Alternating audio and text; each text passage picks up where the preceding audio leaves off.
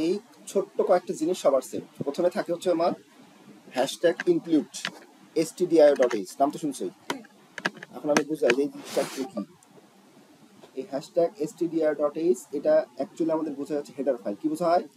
Header file. এই যে তুমি জানো স্ল্যাশের পরে আমাদের এই জিনিসগুলো না দিলেও হবে না, এটা আমাদের জাস্ট বোঝার জন্য, এখন বোঝার জন্য। এক্সামে তুমি জাস্ট এটা দিবা, এটা দিবে, এগুলো দিবা, চাইলে দিতে পারো, না চাইলে না দিতে পারো, অসুবিধা নেই, কিন্তু তোমার মেন হচ্ছে এগুলো। এখন এটা কেন ইউজ করি আমরা? আমাদের ধরো আমার মাথা থেকে শুরু করলাম, ঠিক আছে? তো এরকম আর কি, যে এটা হচ্ছে একদম মেন শুরু প্রোগ্রামে। প্রতিটা প্রোগ্রামের ক্ষেত্রে আমাদের এই হ্যাশট্যাগ ইনক্লুড stdio.h ইউজ করবো। এখন এটা ইউজ করে লাভ কি? নির্দিষ্ট কোনো লাভ ছাড়া তো আমি ইউজ করবো না। এটা লাভ হচ্ছে এই মাঝখানে আমি প্রিন্ট এফ ইউজ করবো। এই যে আমরা ছাপাও দেখছিলাম না, ছাপাও ছাপাও। এখন কম্পিউটার কথা আমি বলতে মানে তুমি ছাপাও, কম্পিউটারকে ওদের ভাষায় বুঝতে হবে। ওদের ওদের কম্পিউটার নিজস্ব একটা ভাষা আছে, সেই ভাষা সে বুঝে, আমি বুঝলে হবে না। আমি বললাম যে ধরো আজকে আইসিটি পড়াবো, সেটা আমি বুঝলাম, তুমি বুঝলা, কিন্তু কম্পিউটার কিন্তু ওটা বুঝবে না। কম্পিউটার বুঝবে ওর ফর্মে লিখতে হবে, ওর ফর্মে লিখতে হবে। সেই জন্য আমাদের এটা লিখে দিতে হবে, এটা লিখে দিতে হবে। এটা কেন ইউজ করবো? কারণ ইনপুট আউটপুটের জন্য। ইনপুট কি? প্রিন্ট এফ হচ্ছে আউটপুট, প্রিন্ট এফ কি? আউটপুট। আর স্ক্যান এফ মানে কি? স্ক্যান এফ মানে হচ্ছে ইনপুট। ইনপুট তার মানে ইনপুট নেওয়ার জন্য আমি স্ক্যান এফ ইউজ করবো। যখন ইনপুট দিব, ধরো আমি বললাম যে তুমি এখন 5 লেখো না, তাহলে 5 ডাটা ইনপুট দিচ্ছ না, আবার 6 ডাটা ইনপুট দিচ্ছ না, তাহলে ইনপুট দিচ্ছ না তুমি। ধরো তুমি 5 আর 6 যোগ করবা, তাহলে প্রথমে 5 দিবা, তারপর 6 দিবা, দিবা না? তাহলে এই ইনপুট দেওয়ার জন্য স্ক্যানএফ ইউজ করতে হবে। আর কোনো কিছু ছাপানোর জন্য তুমি লিখছো যে ছাপাও বা দেখাও, তুমি কি লেখো? ইংলিশ লেখো, প্রিন্ট লেখো, প্রিন্ট করো দেখার জন্য না? ওই জন্য আমরা প্রিন্ট এফ ইউজ করবো, not print, print F. F দিতে হবে, মানে এফ এটা একটা ফরম্যাট, এই ফরম্যাটে তোমাকে ফলো করতে হবে, ঠিক আছে? প্রিন্ট এফ, স্ক্যানএফ, বুঝছো? তাহলে হ্যাশট্যাগ ইনক্লুড stdio.h এটা কি? আমাদের একটা হেডার ফাইল। এই হেডার ফাইল কেন ইউজ করলাম? এর ভিতরে ইনপুট আর আউটপুট আছে। তাহলে যদি এটা না ইউজ করি তাহলে ইনপুট আউটপুট কাজ করবে না, ঠিক আছে? তাহলে যেমন আমি পোর্টটা যদি না ইউজ করতাম তাহলে কিন্তু এই লাইন কাজ করতো না। ঠিক ওই রকম ওইটা দিতেই হবে, ওইটা দিয়ে তারপর আমার ভিতরে যদি প্রিন্ট অফ স্ক্যানার থাকে তাহলে কাজ করবে। তুমি এটা সারা লিখলে কাজ করবে না। তাহলে এইটা দ্বারা আমি নির্ধারণ করে দিলাম যে আমার এর ভিতরে প্রিন্ট অফ স্ক্যানার থাকবে।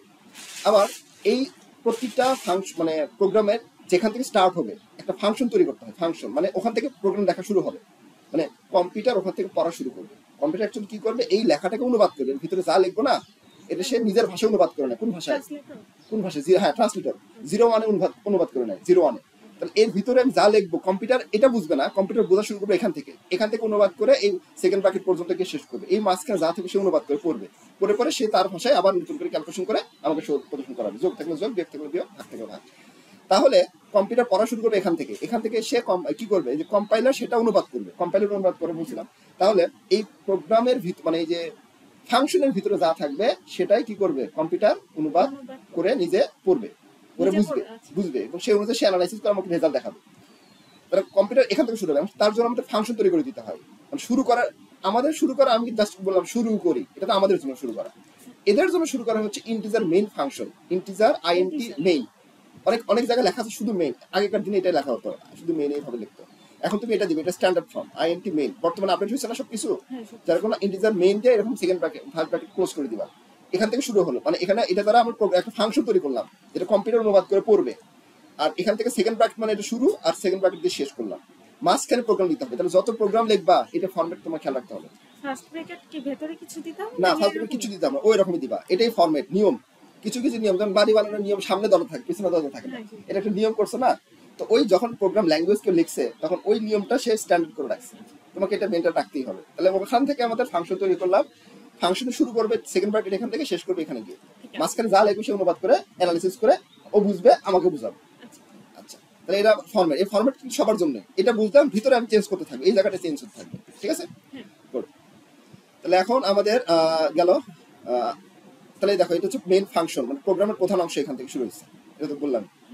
আচ্ছা, আর এটা হচ্ছে হেডার ফাইল, মানে হেডার ফাইল, প্রিন্টএফ স্ক্যানএফ ব্যবহার করে। হেডার ফাইলটা কি প্রথমে লিখতে হবে? হ্যাঁ, তারপর আচ্ছা, হেডার ফাইল লেখার নিয়ম দেখ। প্রথমে হ্যাশট্যাগ দিতে হবে, তারপর INCLUD ইনক্লুড দিতে হবে, তারপর এই যে এই চিহ্ন দিতে হবে, গ্রেটার দ্যান লেস চিহ্ন দিতে হবে, মাঝখানে লিখতে হবে stdio.h। স্ট্যান্ডার্ড ইনপুট আউটপুট বলা হয় এটাকে। মনে হয় ওই যে বেসিক ক্লাস আলোচনা মনে রাখতে হবে না তোমার। আসলে ওটা হচ্ছে তোমার একটা ধারণার জন্য, যেগুলো কই থেকে আসলো, কি হইলো, কিছু এখন তো অত ধারণা মানানো দরকার না, যেটুকু করলে হবে সেটুকু। স্ট্যান্ডার্ড ইনপুট আউটপুট, এই যে দেখো স্ট্যান্ডার্ড ইনপুট আউটপুট, দেখো মাঝখানে লেখা আছে আইদার ইনপুট ওদের আউটপুট। সেখান থেকে এই যে ইনপুট মানে সিএনএফ ইনপুট, প্রিন্টএফ আউটপুট, সেখান থেকে আসছে। আচ্ছা গেল বাস। তারপরে আসি হচ্ছে আমরা এগুলো লাগবে না, এগুলো তোমাদের এমসিকিউর জন্য লাগবে, এমসিকিউ মুখস্থ করে ফেলি বা হ্যাঁ ওইখানে না হলে যেটা বুঝবা না সেটা আবার চ্যাট জিপিটি জিজ্ঞাসা করবে। আচ্ছা শোনো বুদ্ধি শিখে দিই, বুদ্ধি খেলা আছে তো। ধরো তুমি এই একটা ইয়ে পড়ছো, এমসিকিউ পড়ছো, বুঝতেছো না। হুম আচ্ছা শিখে দিই, আজকে আরেকটা টেকনিক শিখা দিচ্ছি, এটা একটা জাদুর টেকনিক। ঠিক আছে এটা দিয়ে তুমি যে কোনো প্রবলেম সলভ করতে পারবে। আচ্ছা ওটা তুমি মনে রাখি, গুণন করে দিও আমার, আচ্ছা তাহলে আবার ভুলে যাবো। লাস্টে মনে আবার ধরো যেটা মুখে মুখে বলা যাবে সেটা মুখে মুখে বলো। আচ্ছা এখানে সি প্রোগ্রামে কিওয়ার্ড কয়টা এবং এই কিওয়ার্ড মানে কি সহজভাবে বিষয়টা বোঝাই দাও তো। যদি এমসিকিউ ধরো কিওয়ার্ডের এমসিকিউ 4টা আছে, তুমি বুঝতেছো না, মুখস্থ করলে তো আসলে মনে থাকে না অনেক কিছু, আবার পেঁচাই দিলে আবার প্রবলেম। তখন দেখতেছো এই এমসিকিউটা পাচ্ছ না, তখন তুমি এমসিকিউটা চ্যাট জিপিটি জিজ্ঞাসা করবা যে আচ্ছা এই কিওয়ার্ডটা কি এবং কত প্রকার এবং এটা আমি বুঝবো কিভাবে এটা কিওয়ার্ড, এবং একটু সহজভাবে বুঝাই দাও তো। দেখবো সুন্দর করে একটা আগে বলে দেবো ক্লাস 5 এর মতো বলে দাও, ওই ট্রেন হয়ে গেল। তুমি যত কোশ্চেন করবে ক্লাস 5 এর মতো অ্যানালাইসিস করে তোমাকে দিবে, তখন তুমি আগে সুন্দর আচ্ছা কিওয়ার্ড মানে এটা সিম্পল, তাহলে এই এমসিকিউ এটা আসলো। হ্যাঁ, তো ওই রিলেটেড দেখো একটা এমসিকিউ বলে যাতে 10টা এমসিকিউ হয়, এভাবে পড়তে হয় না, হ্যাঁ কারণ এমসিকিউ তো কম, অতগুলো পড়লে তো কম পাওয়া যায় না। তার মানে ওই একটা এমসিকিউ রিলেটেড কিওয়ার্ড রিলেটেড আরো ধরো কিওয়ার্ড লেখছো, কিওয়ার্ড আরো কিওয়ার্ড আছে তোমার চোখের সামনে চলে আসলো, আচ্ছা কোশ্চেন আসছে ধরো একটা, তুমি আরো 10টা জানে নিলা বা আরেক কিছু নলেজ ওখান থেকে অর্জন করি, এভাবে কিন্তু করতে হয়। এমসিকিউ ভাবে করতে হয়, একটা এমসিকিউ পড়ে গেলে ওটাই কমন আসবে এমন কিন্তু না। হ্যাঁ ওই একটা রিলেটেড আরো কি কি কোশ্চেন হতে পারে, বা ওই তোমার ওই এমসিকিউর যে পয়েন্টগুলো আছে ওইটা রিলেটেড কি কোশ্চেন হতে পারে, তুমি ওই চ্যাট জিপিটি তোমাকে অ্যানালাইসিস করে বলবে। অ্যানালাইজ করে দিই। জাস্ট একবার রিডিং করে নিলাম, হ্যাঁ এবার করতে হবে। আচ্ছা ঠিক তা আছে আগে আগে থেকে বলা আর একটু উপকার হইতো। যাই হোক হ্যাঁ সেটাই ওই মানে আমার ফিজিক্সের চ্যাপ্টার 3 তে একটু প্রবলেম হয়েছিল আচ্ছা দেখতেছি আজকে গুলো দেখতেছি। এখন আসো যে আমাদের কিছু বিষয় দেখবো, এগুলো লাগবে না, আমরা একদম যোগের প্রোগ্রামে দিতে হবে। আর স্যার যেগুলো লাগবে না ওখান থেকে একটু সরিয়ে দিয়েন তারপর আচ্ছা আজকে পিডিএফটা আমি তৈরি আমি করে পিডিএফটা একদম ফাইনাল পিডিএফ তোমাকে দেবো, যেগুলো আনওয়ান্টেড বাদে দিই। হ্যাঁ হুম হুম আনওয়ান্টেড বাদে দিয়ে তোমাকে আমি ফাইনালটা দিয়ে দিই। স্যার আমার সেকেন্ড চ্যাপ্টারেরও পিডিএফ লাগবে মানে আমি অ্যানালাইসিস করে দেখেছিলাম আর কি গতকাল আচ্ছা। মানে কিরকম টাইপের কোশ্চেন বেশি আসে আচ্ছা দেখতেছি দাঁড়াও। আচ্ছা মনে করো এটা বাদ দেই, আমার সহজ একটা সিম্পল, এটা লেখা লাগবে না, এটা বোঝার জন্য। ধরো আমি তোমাকে প্রিন্ট করতে বললাম, হ্যালো ওয়ার্ড প্রিন্ট করতে বললাম, তারপর ওয়েলকাম টু সি প্রোগ্রামিং, এটা কম্পিউটার শুধু শো করাবে, দেখাবে, এবং মাঝখানে এ পাশে কিন্তু দেখো একটা কমা আছে, এখানে একটা চিত্রবাড়ির চিহ্ন আছে, তারপর একটা স্পেস আছে, তাই না? দিয়া এই চিত্রটা আমি কত সুন্দর, আর যোগ দিয়ে কিছু করবো না। তাহলে আমি বলছিলাম না এখানে আমাদের কম্পিউটারকে ইনপুট আউটপুট এর জন্য কি ইউজ করতে হবে, কারণ দেখো প্রিন্ট মানে কি আউটপুট না, এটাকে শো করাতে হবে না, আমার স্ক্রিনে দেখাতে হবে, তার প্রিন্ট ইউজ করতে হবে, এটা বোঝার জন্য জাস্ট, এটা করার জন্য না। তাহলে অবশ্যই আমি মাঝখানে একটা প্রিন্ট রাখছি, এই যে প্রিন্ট আছে, তার মানে অবশ্যই হ্যাশট্যাগ ইনক্লুড stdio.h দিতে হবে, হয়ে গেল কনসেপ্ট। আচ্ছা তাহলে এটা আমার হলো, তাহলে এই প্রথমে লাইন দিলাম, তারপর মেইন ফাংশন তৈরি করলাম, তারপর সেকেন্ড ব্র্যাকেট শুরু করলাম, এখানে তার কোনো লজিক মজিক কিচ্ছু নাই, খালি দেখাতে হবে, খালি বলছে তা এই ওয়ার্ডগুলো আমাকে দেখাও, তাহলে তুমি কি লিখবা প্রিন্ট এফ দিছো। তারপর প্রিন্ট এফ লেখার নিয়ম হচ্ছে প্রিন্ট এফ, এই যে PRINT প্রিন্ট এফ লিখে একটা যেরকম কমা ডাবল কোটেশন চিহ্ন দিতে হয়, ইনভার্টার চিহ্ন দিতে হয়, ইনভার্টার চিহ্ন দিয়ে সবার লাস্টে একটা এরকম কি চিহ্ন বলে, সেমিকোলন, হ্যাঁ সিম্পল সেমিকোলন যাই হোক, সেমিকোলন মনে হয় বলে, এই চিহ্ন দিতে হবে, মানে কমা দিয়ে একটা ফুল স্টপ দিয়ে একটা কমা দিতে হবে, দেখে নিতে হবে চিহ্ন নামটা কি। আর এটার মাঝখানে কি লিখবো, এইখানে এর মাঝখানে আমি যা লিখবো সেটা সে প্রিন্ট করবে। আমি কি লিখছি দেখো, হ্যালো, তারপর কমা, তারপর ওয়ার্ড, তারপর একটা লাঠি ফোটা আছে, এক্সক্লেমেটরি চিহ্ন। তাহলে এই জিনিসটা আমি এখানে লিখে দিব, দেখো এই জিনিসটা এখানে লিখছি, হ্যালো কমা ওয়ার্ড কমা লাঠি ফোটা দিছো। হ্যাঁ এখন এটা মানে কি, স্ল্যাশ এন মানে কি, স্ল্যাশ এন মানে হচ্ছে নিউ লাইন। নিউ লাইন দেখো এটা যদি এই লাইনে যদি থাকতো ওয়েলকাম টু প্রোগ্রামিং, তাহলে তার নতুন লাইনে আসা লাগতো না, হ্যাঁ সেটাই স্ল্যাশ এন দিলাম কেন, নতুন লাইনে চলে আসলো।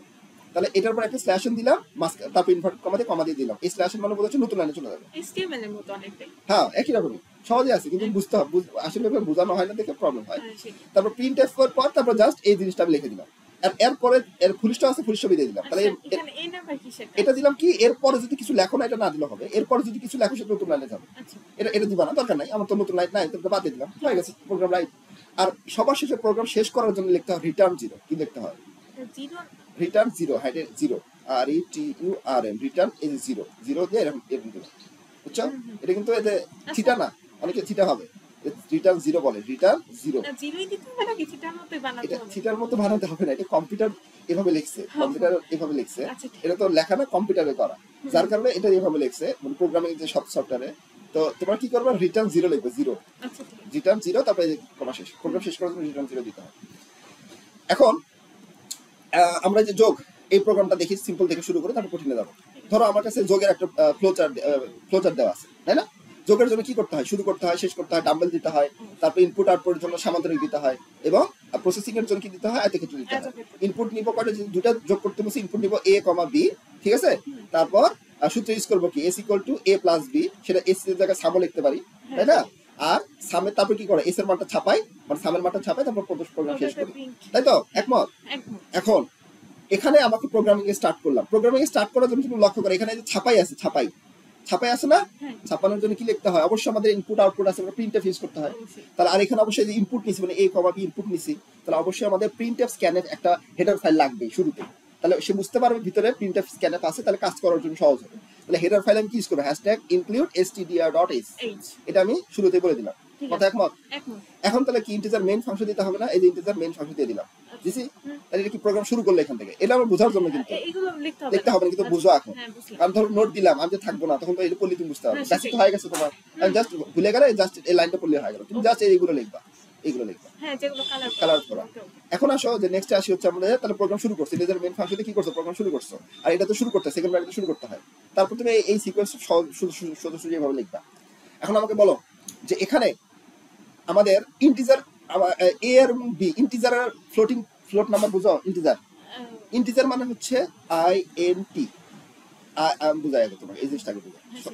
দেখো INTEGER, ইন্টিজার মানে হচ্ছে ইন্টিজার মানে হচ্ছে পূর্ণ সংখ্যা। কি সংখ্যা? পূর্ণ সংখ্যা। ম্যাথে আছে পূর্ণ সংখ্যা মানে কি? ধরো 1 2 3 4, এগুলো হচ্ছে পূর্ণ সংখ্যা, দশমিক না। 1 থেকে শুরু করে 1000 পর্যন্ত দাও, তাতে যায় আসে না, কিন্তু দশমিক ছাড়া, শুধু দশমিক ছাড়া 1 2 3 এগুলো হচ্ছে ইন্টিজার নাম্বার বলা হয়, মানে পূর্ণ সংখ্যা বলা হয়। বুঝেছি।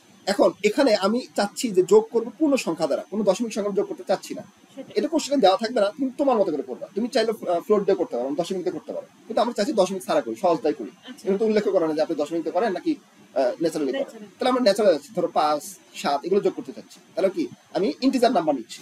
আর বাংলাতে লেখা যাবে না পূর্ণ সংখ্যা, ইংলিশে লিখতে হবে। আর ভেরিয়েবল ডিক্লারেশন একটা টপিক ছিল, শুরুতে পড়ছিলাম, হয়তো দেখছো কিনা জানি না, না দেখো সমস্যা নাই। ইন্টিজারকে মানে বলার জন্য আমাদের লিখতে হয় INT।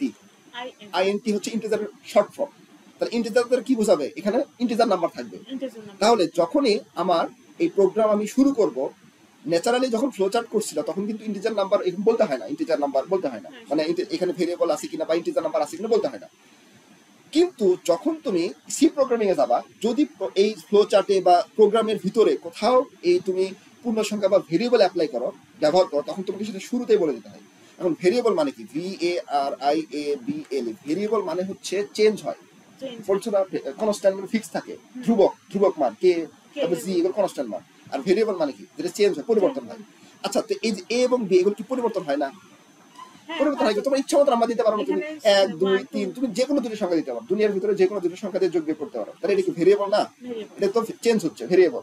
তাহলে আমি এই যে ভেরিয়েবল আমি আমার প্রোগ্রামিং এ আছে, তাহলে আমি এটা শুরুতে আগে বলে দিতে হবে। আমার কথা বলে দিই, শুরুতে বলে দিতে হবে, তাহলে প্রোগ্রাম রান করবে। শুরুতে না বলে আমার প্রবলেম আছে। তাহলে এটা বলে দেওয়ার জন্য আমরা কোন টাইপের ভেরিয়েবল নিছি? ইন্টিজার টাইপের ভেরিয়েবল নিছি। তাহলে আমরা নিলাম, হ্যাঁ, এই যে দেখো INT, এ ভেরিয়েবলের নাম কি কি দিছি দেখো, আমি ফ্লো চার্টে দিছি কি A B আর সাম দিছি, তাই না? A B অনেকে S দিতে পারে। তাহলে ভেরিয়েবল কয়টা হলো? 3টা না? দেখো, A এর ভ্যালু চেঞ্জ করা যাচ্ছে, এর ভ্যালু চেঞ্জ করা যাচ্ছে, B এর ভ্যালু চেঞ্জ করা যাচ্ছে, সামের ভ্যালু চেঞ্জ করা যাচ্ছে। সাম ধরো A এবং B এর উপর ডিপেন্ড করে সামটা চেঞ্জ হবে না? 5 10 এর উপর ডিপেন্ড করে, ধরো 5 দিলা 10 দিলা, 15 হলো आंसर। আমার কেউ দিল 10 10, তাহলে 20 হলো। এই যে সামটাও তাহলে চেঞ্জ হচ্ছে না? তাহলে এখানে সাম নাম্বারটাও চেঞ্জ হচ্ছে, তাই না? এবং সবগুলো পূর্ণ সংখ্যা আসতেছে। তাহলে সবগুলো ভেরিয়েবল পূর্ণ সংখ্যা। তাহলে সবগুলো ভেরিয়েবলই, কয়টা ভেরিয়েবল পাইলাম আমরা? 3টা। তাহলে আমরা ইন্টিজার দিলাম, ভেরিয়েবল কয়টা? A, B, সাম, এবং সবার শেষে এরকম এরকম চিহ্ন দিয়ে কমা শেষ করতে হবে। যখনই এরকম নাম্বার থাকবে, ইন্টিজার নাম্বার থাকবে, প্রতিটা লাইনের শেষে থাকবে, প্রত্যেকটা শেষে এরকম কমা দিয়ে একটা ফুল স্টপ দিয়ে একটা কমা দিবা। তারপরে এখন আসো দ্বিতীয়, এখন আমরা দেখে লিখছি। তাহলে এটা দিয়ে এই পর্যন্ত প্রোগ্রাম শুরু করলাম, ভেরিয়েবল থেকে ডিক্লারেশন করে দিলাম, প্রোগ্রাম শুরু হয়ে গেল। নেক্সট আসো কি? ইনপুট নিতে হবে না আমার? এই দেখো, ইনপুট নিতে হবে। ইনপুটের জন্য কি ইউজ করতে হয়? স্ক্যানএফ এর পর ইনপুট লেখার ফরম্যাট হচ্ছে পার্সেন্টেজ, মানে এই যে ইনভার্টেড কমা দিতে হয়। তাহলে প্রথমে লিখতে হয় SCN, স্ক্যানএফ লিখছো, তারপর এরকম ব্র্যাকেট দিয়ে, ব্র্যাকেট শেষ করে এরকম একটা কমা দিয়ে ফুল স্টপ দিয়ে কমা দিতে হয়। তারপর ইনভার্টেড কমা দিতে হয়, বুঝছো? আর ইনভার্টেড কমার, এই যে ইনভার্টেড কমার ভিতরে আমরা কি লিখবো? ইনভার্টেড কমার ভিতরে প্রথমে পার্সেন্টেজ ডি দিতে হয়। এখন ইনপুট কাকে বুঝো? ইনপুট কয়টা? একটা, দুইটা। ইনপুট কয়টা? দুইটা। তাহলে দুইটার জন্য দুইটা পার্সেন্টেজ ডি। ডি বলতে আসলে অ্যাকচুয়ালি আসে হচ্ছে ইন্টিজারের পার্সেন্টেজ আই দেওয়া হয়, ইন্টিজারের জন্য পার্সেন্টেজ আই দিতে হয়। আর পার্সেন্টেজ আই অথবা পার্সেন্টেজ ডি যে কোনো একটা ইউজ করা হয়, কিন্তু তোমাদের ম্যাক্সিমাম বইয়ে পার্সেন্টেজ আই অ্যাপ্লাই করা থাকে। অনেক সময় কিন্তু পার্সেন্টেজ ডিও থাকতে পারে, তোমাদের ম্যাক্সিমাম জায়গাতে পার্সেন্টেজ ডি লেখা থাকে, কিন্তু কোনো জায়গায় কিন্তু এক্সামে কিন্তু আই দেওয়া আসতে পারে। অসুবিধা নাই, কিন্তু বুঝে নিতে হবে যে যদি স্ক্যানএফ থাকে এবং সেটা যদি ইন্টিজার নাম্বার আমাকে ইনপুট দিতে হয়, তাহলে লেখার নিয়ম হচ্ছে পার্সেন্টেজ ডি দিবা অথবা পার্সেন্টেজ আই দিবা। আর যদি একটা থাকে তাহলে একটা পার্সেন্টেজ আই, আর যদি দুইটা থাকে তাহলে দুইটা পার্সেন্টেজ আই অথবা দুইটা পার্সেন্টেজ ডি। মানে যে কয়টা ইনপুট থাকবে, হ্যাঁ, যে কয়টা ইনপুট থাকে। তাহলে এখানে দুইটা ইনপুট আছে না, তাহলে একটার জন্য পার্সেন্টেজ ডি, আরেকটার জন্য আরেকটা পার্সেন্টেজ ডি, তারপর ইনভার্টেড কমা ক্লোজ করে দিবা, তারপর একটা কমা দিবা, তারপর একটা কি কমা দিবা, কমা দিবা। তাহলে এটা আমাদের লেখা হয়ে গেল। তারপর লেখা নিয়ম হচ্ছে এন্ড দিয়ে লিখতে হয়, এন্ড দিয়ে ওই ভেরিয়েবলের নামটা লিখতে হয়, এন্ড এ তারপর এন্ড বি, কারণ এ এবং বি ইনপুট নিছিলা, তাহলে এন্ড এ এবং এন্ড বি লিখতে হয়। বুঝছো? মানে এই চিহ্ন এন্ড ব্যবহার করতে হবে। এন্ড লিখতে পারো? হ্যাঁ পারি। এই যে ভাবে এন্ড তাহলে ভুল হয়। এরকম এই দিয়ে আবার প্র্যাকটিস করবে, এরকম করে আচ্ছা এখান দিয়ে এরকম করে লিখতে হয়। ওকে। তাহলে কি করলাম বলো? তাহলে প্রথমে আমাকে স্ক্যানএফ দিতে হবে, তারপর ব্র্যাকেট দিতে হবে, তাই ইনভার্টেড কমার ভিতরে যদি একটা ইনপুট থাকে তাহলে একটা পার্সেন্টেজ চাই, দুটো ইনপুট থাকে দুটো পার্সেন্টেজ চাই অথবা পার্সেন্টেজ ডি। তাহলে এখানে দুইটা আছে, দুটো পার্সেন্টেজ ডি দিয়ে নিলাম, ইনভার্টেড কমা ক্লোজ করে দিলাম, তারপর একটা কমা দিলাম, তারপর লেখার নিয়ম ছিল এন্ড দিয়ে তারপর ভেরিয়েবলের নাম লিখতে হয়। ভেরিয়েবলের নাম 1 ও হতে পারে, 1 2। হ্যাঁ আমরা 1 2 না ধরে এ দিব, হ্যাঁ 1 2 থাকতে পারে, তাহলে 1 2 দিব, তাহলে এন্ড 1 এন্ড 2 1 2 অথবা এন্ড এ এন্ড বি দিয়ে ব্র্যাকেট শেষ করে এই যে কমা ইয়ে দিয়ে একটা কমা দিয়ে দিলাম। তাহলে দেখো লিখেছি ইউজারের কাছ থেকে যত সময় ইনপুট নেওয়া হলো। আচ্ছা এখন তারপর কি এই সূত্র অ্যাপ্লাই করছি না আমরা, দেখো এখানে তো সূত্র, তাহলে এখন কপি পেস্ট করতেছি, তাহলে এই লাইনটা হচ্ছে এটার গেল, এই লাইনটা হচ্ছে এখন সূত্র অ্যাপ্লাই করছি। সূত্র কি সাম equal to a plus b, তারপর এই যে ফুল স্টপ দিয়ে একটা কমা দিবা, নিয়ম সবার শেষে এইভাবে দিতে হবে। ওকে। তারপরে কি করতে হবে? তারপরে কি দেখাইছি না, হ্যাঁ দেখাইছি, দেখানোর জন্য কি প্রিন্টএফ দেখানোর জন্য প্রিন্টএফ, তারপর প্রিন্টএফ এর পরেও স্ক্যানএফ এবং প্রিন্টএফ এর পরে তোমার ওই পার্সেন্টেজ আই অথবা পার্সেন্টেজ ডি দিতেই হবে। যদি সেটা ইন্টিজার নাম্বার হয় তাহলে পার্সেন্টেজ ডি, আর অন্য নাম্বার হলে ওটা আমি দেখবো, ফ্লোটিং নাম্বার হলে ওটা থাকে। তাহলে এখানে কয়টা ভেরিয়েবল আছে? সামের ক্ষেত্রে কয়টা ভেরিয়েবল? একটা না, একটা না, তাহলে একটা পার্সেন্টেজ ডি, তারপর কমা দিলাম, তারপর ওই ভেরিয়েবলের নাম দিয়ে দিলাম। এখন একটা ইম্পর্টেন্ট পয়েন্ট, সেটা হচ্ছে যে প্রিন্টএফ এর এখানে কোনো প্রকার এন্ড দেওয়া যাবে না, বুঝছো? এটা মনে রাখতে হবে। ইনপুটে দিতে হবে এন্ড, প্রিন্টএফ এর এখানে আউটপুটের কোনো এন্ড দেওয়া যাবে না। এই ছোট ছোট পয়েন্ট দরকার পারলে তুমি নোট করতে হবে, কোথায় কোথায় ভুল হবে আমি বলে দিচ্ছি। সেটা হচ্ছে যে তোমার এই ভেরিয়েবলটা মনে রাখতে হবে। এক নাম্বার, সবার শুরুতে ফ্লোচার্টে ভেরিয়েবল বলতে হয় না, কিন্তু প্রোগ্রামিং ভেরিয়েবল বলতে হয়। তারপর এখানে একটা এন্ড দিতে হয়, এটা খেয়াল রাখতে হবে। আর এখানে এন্ড দিতে হয় না। এগুলো ছোট ছোট পয়েন্ট যদি মনে রাখতে হবে তাহলে কোডিং সহজ হবে। আচ্ছা, এখন আমাদের আসে হচ্ছে যে রিটার্ন জিরোতে শেষ, আর কিন্তু নাই, রিটার্ন জিরোতে শেষ করলাম। এখন বলতে হবে গেট সিএস কেন? গেট সিএস দিলে হবে না দিলেও হবে। রিটার্ন জিরো মানে প্রোগ্রাম শেষ, আর গেট সিএস মানে হচ্ছে ইউজার একটি কি চাপা পর্যন্ত অপেক্ষা করবে। ধরো তুমি এই ইনপুটে দিচ্ছ 5, তারপর 3, তারপর 4 দিচ্ছ, 4 দেওয়ার আগে যোগ দেখাবে না। তুমি একটা যে কোনো স্পেস বা যে কোনো একটা টিপবা বা যে কোনো একটা পয়েন্ট টিপবা, মানে যে কোনো একটা কি চাপ দিবা, তারপর সে অ্যান্সারটা দেখাবে। সের জন্য দিতে হয় গেট সিএচ। সেজন্য কি দিতে হয় না, কিন্তু অনেক সময় তোমার এক্সামে যখন তোমার উদ্দীপকটা দেওয়া থাকবে, অনেক সময় গেট সিএস দেওয়া থাকে, তখন অনেক ভয় পাবা, আল্লাহ তাহলে তো আমার কমন পড়েনি, তাহলে কোশ্চেন কমন পড়ে, কিন্তু কমন পড়ছে।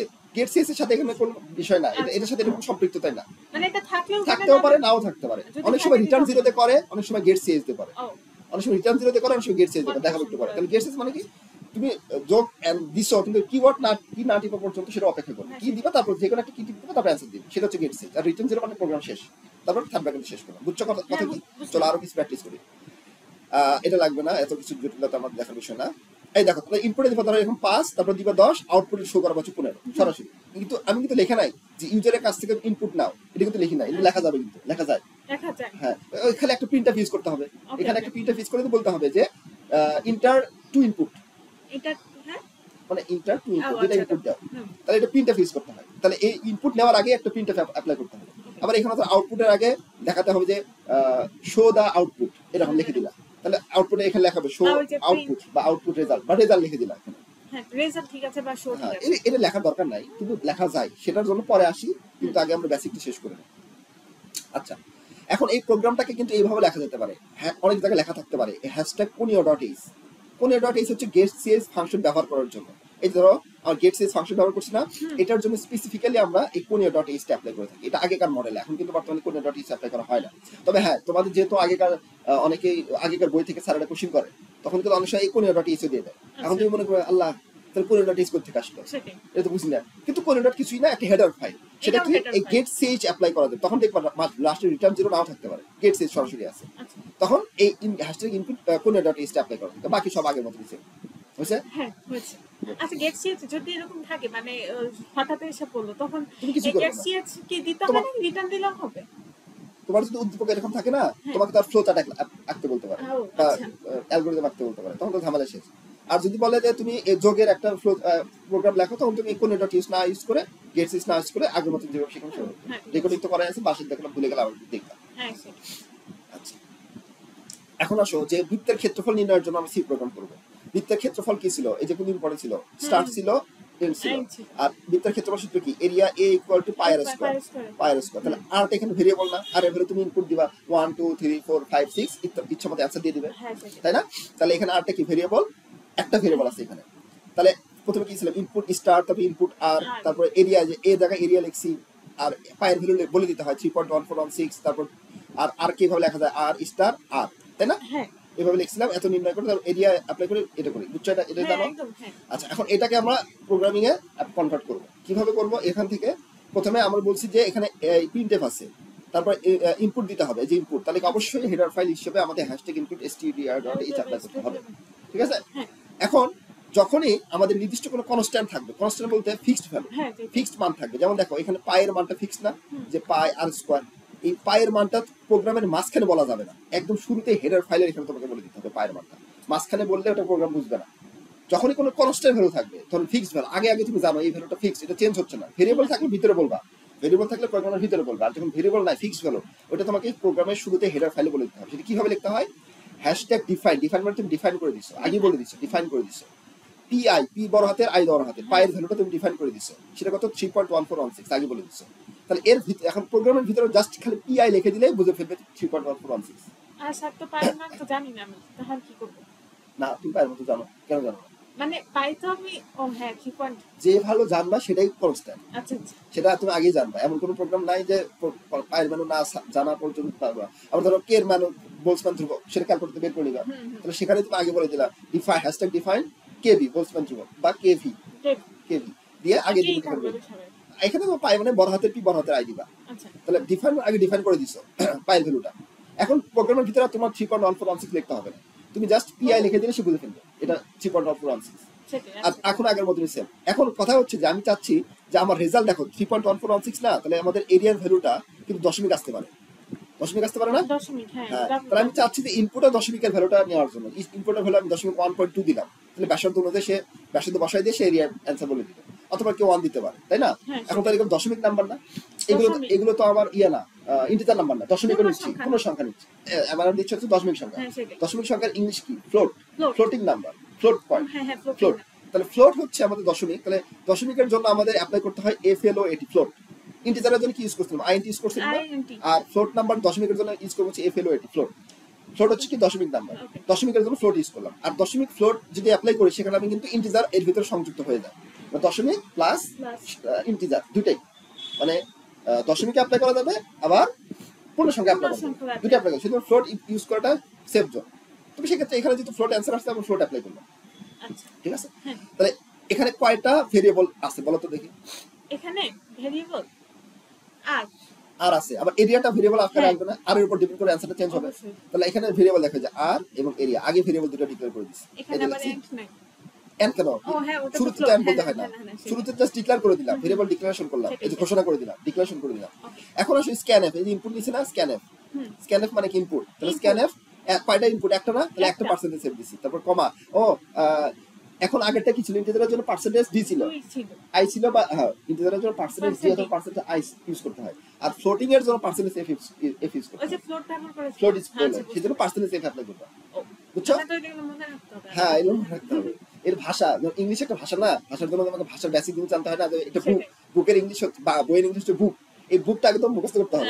এর একটা ভাষা শিখতেছে, তাহলে ভাষা শেখার জন্য একটু প্র্যাকটিস তোমাকে করতে হবে। এই জন্য টাইম আছে এখনো, এই কয়েকদিনের মধ্যে যদি প্র্যাকটিস করে না হয়ে যাবে। বেশি আহামরি, হ্যাঁ এক্সাম নেবা, বেশি আহামরি কিন্তু কঠিন ভাবে পড়াচ্ছি না, একদম বেসিক সহজ ভাবে পড়াচ্ছি। সেজন্য এখন বোঝার পরে কাজ হচ্ছে তোমাকে প্র্যাকটিস করে এই পয়েন্টগুলো মনে রাখা। এটা তোমার দায়িত্ব, এটা আমার দায়িত্ব না। আমার দায়িত্ব কিন্তু বোঝানো এবং অ্যানালাইসিস করে দেওয়া, এবং বাকি করা, প্র্যাকটিস করা এবং বোঝানো হচ্ছে তোমার, মানে মনে রাখা তোমার দায়িত্ব। তোমার দায়িত্ব তুমি ফুলফিল করবা। এখন আসো যে ফ্লোট হচ্ছে কি আর কমা এরিয়া, তারপর স্ক্যানএফ পার্সেন্টেজ, তারপর বলছিলাম কমা দিতে হয়, তারপর এন দিতে হয়, তারপর আর দিতে হয়, তারপর এই কমা দিয়ে শেষ করতে হয়। তাহলে স্ক্যানএফ ইনপুট হয়ে গেল। তারপর কি সূত্র? এই সূত্র, তাই না? হ্যাঁ সূত্র সেটাই। কি? সূত্র কি ছিল সূত্র আমাদের? হচ্ছে area। এরিয়া। তাহলে এরিয়াটা এরকমই লিখলাম, এরিয়া ইকুয়াল টু, তারপর পায়ের পাই। ভ্যালুটা লিখছিলাম, বলছিলাম না পাই লিখলে হয়ে যাবে। হুম। তাহলে পিআই, তারপর স্টার দিয়ে আর দিলা, তারপর স্টার দিয়ে আর দিলা, হয়ে তারপর যায়। শেষ করে দিলাম, হয়েছে? হ্যাঁ হয়েছে। তারপরে আসো যে আমরা কি করব, প্রিন্টএফ। Print। তাহলে প্রিন্টএফ, তাহলে প্রিন্টএফ অ্যাপ্লাই করলাম। প্রিন্টএফ অ্যাপ্লাই করার পর এরিয়াটা কি একটা ফ্লোট নাম্বার হতে পারে, দশমিক হতে পারে, আচ্ছা। সেজন্য একটা পার্সেন্টেজ সেফ, যেটা একটা পার্সেন্টেজ সেফ, তারপর কমা এন্ড দিতে হবে না প্রিন্টএফ। হ্যাঁ ওই যে হ্যাঁ, বলেছিলাম। তারপরে এই যে মনে আছে। কমা দিয়ে শেষ করলাম, তারপর রিটার্ন 0 সেকেন্ড ব্র্যাকেট ক্লোজ, হবে। বুঝছেন? হুম। চলো আরো কয়েকটা প্র্যাকটিস করি। তাহলে ধরো এই যে ইনপুট দিলাম 2.5, আউটপুটে অ্যান্সারটা দেখাবে। ইনপুটের আগে কিন্তু আমি কিছু লিখি নাই, সেজন্য আসে না কিছু। আউটপুটের আগে কিছু আসে না, সেজন্য লিখি নাই। লেখা যেতে পারে, ইলেকট্রিক্যাল কি করতে হয়, ইনপুট আউটপুট দিতে হয়, প্রিন্টএফ অ্যাপ্লাই করতে হয়। আর প্রিন্টএফ এর অ্যাপ্লাই মাঝখানে অ্যাপোস্ট্রফি চিহ্ন দিতে হয়, দিয়ে মাঝখানে যা লিখবে সেটা সে দেখাবে। ওকে। দেখাবে একটু পরে। আচ্ছা, এখন এই দেখো আমি চাচ্ছি যে এই যে, আচ্ছা এটা দরকার নাই, ধর আমি চাচ্ছি যে শিখাই দিই, আমি চাচ্ছি যে এইভাবে দেখাবো, আমি স্কেলে লেখাবো বৃত্তের ক্ষেত্রফল দিন, বৃত্তের ক্ষেত্রফল দিন। তাহলে কি হবে, এটা কি ইনপুটের আগে লিখতে হবে না আবার? এটা কি ইনপুটের আগে আছে না? ইনপুটের আগে, হ্যাঁ। ইনপুটের আগে আছে না এটা? তো এই দেখো ইনপুট কি স্ক্যানএফ না, স্ক্যানএফ এর আগে আমি প্রিন্টএফ দিয়েছি বৃত্তের ক্ষেত্রফল দিন, এটাই স্ক্রিনে শো করছে আগে। আবার আবার দেখো এই এটা কি আউটপুট না, আউটপুটের আগে বৃত্তের ক্ষেত্রফল লিখছি না? তাহলে এই যে এই দেখো এই যে এটা আউটপুট, এই যে প্রিন্টএফ এটা আউটপুট না, আউটপুটের আগে বৃত্তের ক্ষেত্রফল, এই যে প্রিন্টএফ আরেকটি বৃত্তের ক্ষেত্রফল নিয়ে নিছে। আর দশমিক 2f মানে কি, দশমিকের পর 2 ঘর নিবে, এটা বলে দিছি। যেমন দেখো আগের ক্ষেত্রে কয়টা নিছিল, দশমিকের পর অনেকগুলো সংখ্যা আছে না, অনেকগুলো সংখ্যা। আমি চাচ্ছি দশমিকের পর মাত্র দুটো সংখ্যা নিব। তাহলে দশমিকের পর দুটো সংখ্যা নিতে গেলে পার্সেন্টেজ 2f দিতে হয়, পার্সেন্টেজ 2f দিতে হয়। আর স্ল্যাশের মানে নতুন লাইন, এটা বোঝাচ্ছে। হ্যাঁ ওই যে ওটা কি এখন দিতে হবে নাকি না? এখন লাগবে না, এগুলো তুমি এমনি শিখালাম আর কি। তুমি আগে মেনটা হচ্ছে এটা, যে তুমি মনে রাখবা এটা, ঠিক আছে? ভিডিও তো আছে, দেখবে আমি বলে দিচ্ছি, কোথায় কোথায় ইম্পর্টেন্ট বলে দিচ্ছি, তো এগুলো দরকার নাই, এটা দরকার নাই, এটা ধর স্ক্রিনে শো করতে বলছি, এই লাইনটা জাস্ট প্রিন্টএফ অ্যাপ্লাই করে স্ক্রিনে শো হবে, এটা তো লাগবে। আচ্ছা গেল, এটা লাগবে, ইম্পর্টেন্ট, খুব ইম্পর্টেন্ট। সেলসিয়াস থেকে ফারেনহাইটে রূপান্তরের জন্য সি প্রোগ্রাম লেখো, সেলসিয়াস থেকে ফারেনহাইট। তাহলে আমাদের সূত্র কি ছিল, এই যে c/5 এখানে বুঝিবে না, লিখে বলে দিতে হবে। তো সেলসিয়াস থেকে ফারেনহাইটে দিতে হবে, তাহলে কিসে যেতে হবে, ফারেনহাইট না? তাহলে এফ সমান আমি লিখবো, এফ সমান বের করে নিব। তাহলে এফ সমান কত আসে, 9c/5 + 32, তাই আসে না? বের করে নিতে পারবে। আর এটার জন্য ফ্লোচার্ট কি আসে, প্রথমে শুরু করতে হয়। তাহলে যেহেতু এফ এর মানটা বের করব, বসাতে হবে কি সির ভ্যালুটা, তাহলে এখানে সি ভ্যালুটা ইনপুট আকারে নিতে হবে, বুঝছো না? বুঝছো? কিন্তু সিটা আর একবার বুঝা। আচ্ছা, আমাকে সেলসিয়াস থেকে ফারেনহাইটে যেতে হবে, তার মানে তুমি ভ্যালু দিবা সেলসিয়াস, ধর 12 ডিগ্রি সেলসিয়াস দিবা, অ্যানসার দেখাবে সেটা ধরো 102 ডিগ্রি ফারেনহাইট আসতে পারে না, ভ্যালু চেঞ্জ হতে পারে। তাহলে এখানে ইনপুট কি দিবা, সেলসিয়াস দিবা না? সেলসিয়াস থেকে ফারেনহাইট, তুমি ইনপুট দিবা সেলসিয়াস, পাবা হচ্ছে ফারেনহাইট। তাহলে সেই জন্য ইনপুট দিব হচ্ছে সেলসিয়াস, এই যে এফ এর ভ্যালুটা আমার চলে আসবে। তাহলে আমি যেটা বের করতে বলি সেটা এফ এর ভ্যালুটা রেখে আমি এই পাশের ভ্যালুটা পার করে দিব, জাস্ট দুইটা ভ্যালু নিয়ে কাজ করব, তাই না? সেলসিয়াস ফারেনহাইট, এটা কি বারবার না শিখে দিব? পারবো, কিন্তু আরেকটু শিখে দিই। দেখো তাহলে শিখে দেব, ওটা ওই অ্যালগরিদম ইউজ আচ্ছা করতে পারি। হ্যাঁ, তাহলে দেখো সেলসিয়াস থেকে ফারেনহাইটে বের করতে বলছি, তাই না? তাহলে আমি সেলসিয়াস এবং ফারেনহাইট এই দুটো ইকুয়েশনে কাজ করব। তাহলে c/5 = f - 32 / 9, এই লিখে নিলাম। লিখে নেওয়ার পর আমার বের করতে হবে এফ না, সিটাকে হাতে ডানে রাখতে হবে, তাহলে লিখবা f - 32 / 9 = c/5, দেখছো? এখন আমার কি করতে হবে, এফটা বের করতে হবে। তাহলে 9টা এর পাশে কি আছে, ভাগ আছে, তাই না? এবার সেখানে কি আছে, গুণ করা আমাদের, তুমি আড়াআড়ি গুণ করে দাও। তাহলে f - 32 সহজ ভাবে করে, f - 32 * 5 = c * 9 আসবে? হ্যাঁ আসবে। তাহলে f - 32 সমান কত আসবে, c * 9 / 5 আসবে? তাহলে f = কত আসে, 32টা কি ছিল, বিয়োগ ছিল, বাসায় কি হবে, প্লাস, প্লাস। তাহলে c * 9 / 5 + 32, সেটা লিখছি, c * 9 / 5 + 32। তাহলে এভাবে তুমি বের করে নিবা, নেওয়ার পরে তারপরে তুমি প্রোগ্রামে যাবা। তাহলে এখানে ইনপুট কে নিব, ইনপুট সি না, ইনপুট সি দিব, এফটা অ্যানসার আসবে। তাহলে ইনপুট দিতে হবে সি, তাহলে প্রথমে আমার কি দিতে হবে, শুরু করতে হবে, ইনপুট সি নিতে হবে, তারপর সূত্র অ্যাপ্লাই করতে হবে, এফ এর মান প্রদর্শন করতে হবে, শেষ করতে হবে, ঠিক আছে? এই প্রসিডিউর আমাকে যেতে হবে। এটার জন্য আমি কি করলাম, প্রথমে আমাদের ইনপুট আউটপুট আছে, ইনপুট আউটপুটের জন্য #input stdio.h দিলাম। তবে ইন্টিজার মেইন ফাংশনটা শুরু করলাম, সেকেন্ড ব্র্যাকেটে শুরু, সেকেন্ড ব্র্যাকেটে শেষ, মাঝখানে প্রোগ্রাম চলে আসবে। এখানে দেখো ভেরিয়েবল কয়টা বলো, দেখি, দেখো সি একটা ভেরিয়েবল আর এফ একটা ভেরিয়েবল, সি একটা ভেরিয়েবল, এফ একটা ভেরিয়েবল, এবং চাচ্ছে এখানে দশমিক অ্যানসার আসতে পারে, অসুবিধা নাই, কারণ 1.2 ডিগ্রি সেলসিয়াস এভাবে আসতে পারে। সেজন্য আমি কি করছি, ফ্লোট নিছি, দশমিক নাম্বার নিছি, ফ্লোট। তাহলে ফ্লোট কয়টা, সি, এফ, তারপর এই শেষ করলাম, ঠিক আছে? প্রথম লাইন শেষ। তারপর ইনপুট নিছি না, ইনপুটের জন্য কি ইউজ করতে, স্ক্যানএফ ইউজ করতে হয়। স্ক্যানএফ কয়টা, সি ইনপুট, তাহলে স্ক্যানএফ কয়টা ইনপুট, একটা। তাহলে পার্সেন্টেজ দুটো কোটেশন চিহ্নের ভিতরে পার্সেন্টেজ এফ দিলাম, কমা দিলাম, পার্সেন্টেজ সি দিলাম, একটা ইনপুট, তারপর কমা দিয়ে শেষ করে দিলাম। তারপর সূত্র অ্যাপ্লাই করতে হবে, f = 9c / এত। এখন প্রোগ্রামে তো এভাবে লেখা যাবে না, প্রোগ্রাম লিখতে হবে এভাবে 9 * c, এই যে 9 স্টার মানে, হ্যাঁ প্রোগ্রামে গুণ দিলে কাটা, প্রোগ্রামে স্টার দিতে হয়, গুণটি স্টার বুঝে, হ্যাঁ, কারণ ওকে, দেখো এই ওকে, যে এখানে ভাবতে স্টার, এই পারলাম। যে স্টার আছে, স্টার এইটার উপরে স্টার আছে, হ্যাঁ। সেই স্টার দিতে হয়, হ্যাঁ, বুঝতে এই পেরেছি। যে এইটার উপরে স্টার আছে। তাহলে 9 ইনটু সি, তারপর ভাগকে এই যে স্ল্যাশ দিতে হয়, স্ল্যাশ। স্ল্যাশ, হ্যাঁ, তারপর এটা জানি। 9 ইনটু সি বাই 5, এই যে 9 ইনটু সি বাই 5 দিয়ে দিলাম। আচ্ছা, তারপর এই প্লাস আছে, প্লাস দিলে তারপর 32 দিলে। তাই এই লাইনটাকে এভাবে লিখতে হয়, এটা প্র্যাকটিস করবা, ওকে, ওকে। ঠিক আছে? আচ্ছা, তারপর কি করতে হবে, প্রদর্শন করতে হবে। তাহলে প্রিন্ট এফ ইউজ করতে হবে। তাহলে প্রিন্ট এফ, তারপর ফার্স্ট ব্র্যাকেট, প্রদর্শন থেকে শেষ, তারপর পার্সেন্টেজ এফ, কয়টা কয়টা, একটা আছে। একটা, তারপর পার্সেন্টেজ এফ, এখন এন্ড দিতে হবে না, এন্ড এফ দিতে হবে না। হ্যাঁ, প্রিন্ট এফে কোনো এন্ড লাগে তারপর না। রিটার্ন 0, তারপর সিঙ্গেল ক্লোজ। কথা বলছো? হ্যাঁ, বুঝেছি। বাস, এটা শেষ। তারপরে চলো, এর তাহলে ধরো ইনপুট দিলাম হচ্ছে 100 সেলসিয়াসে, 100 তো সেলসিয়াসে, ফারেনহাইটে 212 আসে। তুমি ম্যাথ করে দেখবে, এই ফিজিক্সে পড়ছো, 100 ডিগ্রি সেলসিয়াস আসছে হচ্ছে 212 ডিগ্রি ফারেনহাইট। তো ক্যালকুলেটরে কনভার্ট হ্যাঁ, ক্যালকুলেটর কনভার্ট করে তুমি চেক করে দেখতে পারো 100 দিয়ে 212। হ্যাঁ, এটা তোমাকে এক্সামে চেক করতে বলবে না, তোমার প্রোগ্রামে দিতে বলবে, হ্যাঁ, ওকে, ওকে। প্রোগ্রামে তোমার হবে, বাস হয়ে গেল। হ্যাঁ, হলো। আচ্ছা, আবার 0 ডিগ্রি সেলসিয়াস যদি দাও, দেখো যে 32 ডিগ্রি ফারেনহাইট আসবে। তাহলে 0 ডিগ্রি সেলসিয়াস সমান 32 ডিগ্রি ফারেনহাইট, এটা আমি তো জানি, সব সময় জানি। জানি। তাহলে ওই ক্যালকুলেটর দিবা, তুমি এটা চলে আসবে। আচ্ছা, তাহলে তুমি যদি লিখতে চাও, লেখার জন্য কি করতে হয়, প্রিন্ট এফ অ্যাপ্লাই হ্যাঁ, করতে হয়। প্রিন্ট এফ করতে হবে। এটা পড়া শিখো, আপাতত তুমি বেসিকটা শিখো। আচ্ছা, আচ্ছা, এখন আসো যে আমরা তিনটা সংখ্যার গড় নির্ণয় করব। না, গড় বলতে ক্ষেত্রফলটা শিখে, ক্ষেত্রফল। একটা ত্রিভুজের ক্ষেত্রফল যদি থাকে, ত্রিভুজটা যদি ছোট বড় হয়, ত্রিভুজের ক্ষেত্রফল বের করার নিয়ম কি বলছিলাম, একটা ছিল বাহু এ, একটা বাহু বি, একটা বাহু সি। তাহলে সূত্র কি ছিল, এরিয়া এ ইকুয়াল টু, বা এরিয়া যদি লিখি আমি, এরিয়া সমান রুট ওভার এস ইনটু, পড়ছিলাম না, হ্যাঁ। S into S minus A, S minus B, S minus C. এসটা কি, অর্ধপরিসীমা। অর্ধপরিসীমা বের করার নিয়ম কি, এস ইকুয়াল টু এ যোগ বি যোগ সি ডিভাইডেড বাই 2। মনে পড়ছে? একদম। তাহলে আমাদের আগে প্রথমে ফ্লো চলতে যায়, প্রথমে ইনপুট নিতে হয়, তারপর প্রথমে কি প্রোগ্রাম শুরু করতে হয়, শেষ করতে হয়। তারপর ইনপুট কয়টা আছে এখানে, তিনটা ইনপুট এখানে না, তিনটা input। তিনটা বাহু আছে, তিনটা ইনপুট দিতে হয়, এবিসি তিনটা ইনপুট দিব। তারপর কি অর্থপরিসীমার সূত্র অ্যাপ্লাই করে তারপর এই সূত্রতে যেতে হয়, কারণ এখানে এস লাগবে, তাই এস এর ভ্যালুটা আগে বের করে নিতে হবে না। অবশ্যই। তাহলে S equal to A plus B plus C divide by 2, তারপর এরিয়ার সূত্র অ্যাপ্লাই করতে হবে, তারপর এরিয়ার মান ছাপাতে হবে, তারপর প্রোগ্রাম শেষ করতে হবে। আর এটাকে আমাকে কি করতে হবে, প্রোগ্রামে কনভার্ট করতে হবে। তাহলে প্রথমে কি করলাম, এখানে দেখো, এখানে ম্যাথমেটিক্যাল ইকুয়েশন আছে, রুট ওভার আছে, square root, S Q U R T, square root আছে। স্কয়ার রুট ইউজ করার জন্য আমাদের একটা হেডার ফাইল স্পেশালি বলে দিতে হবে, math.h।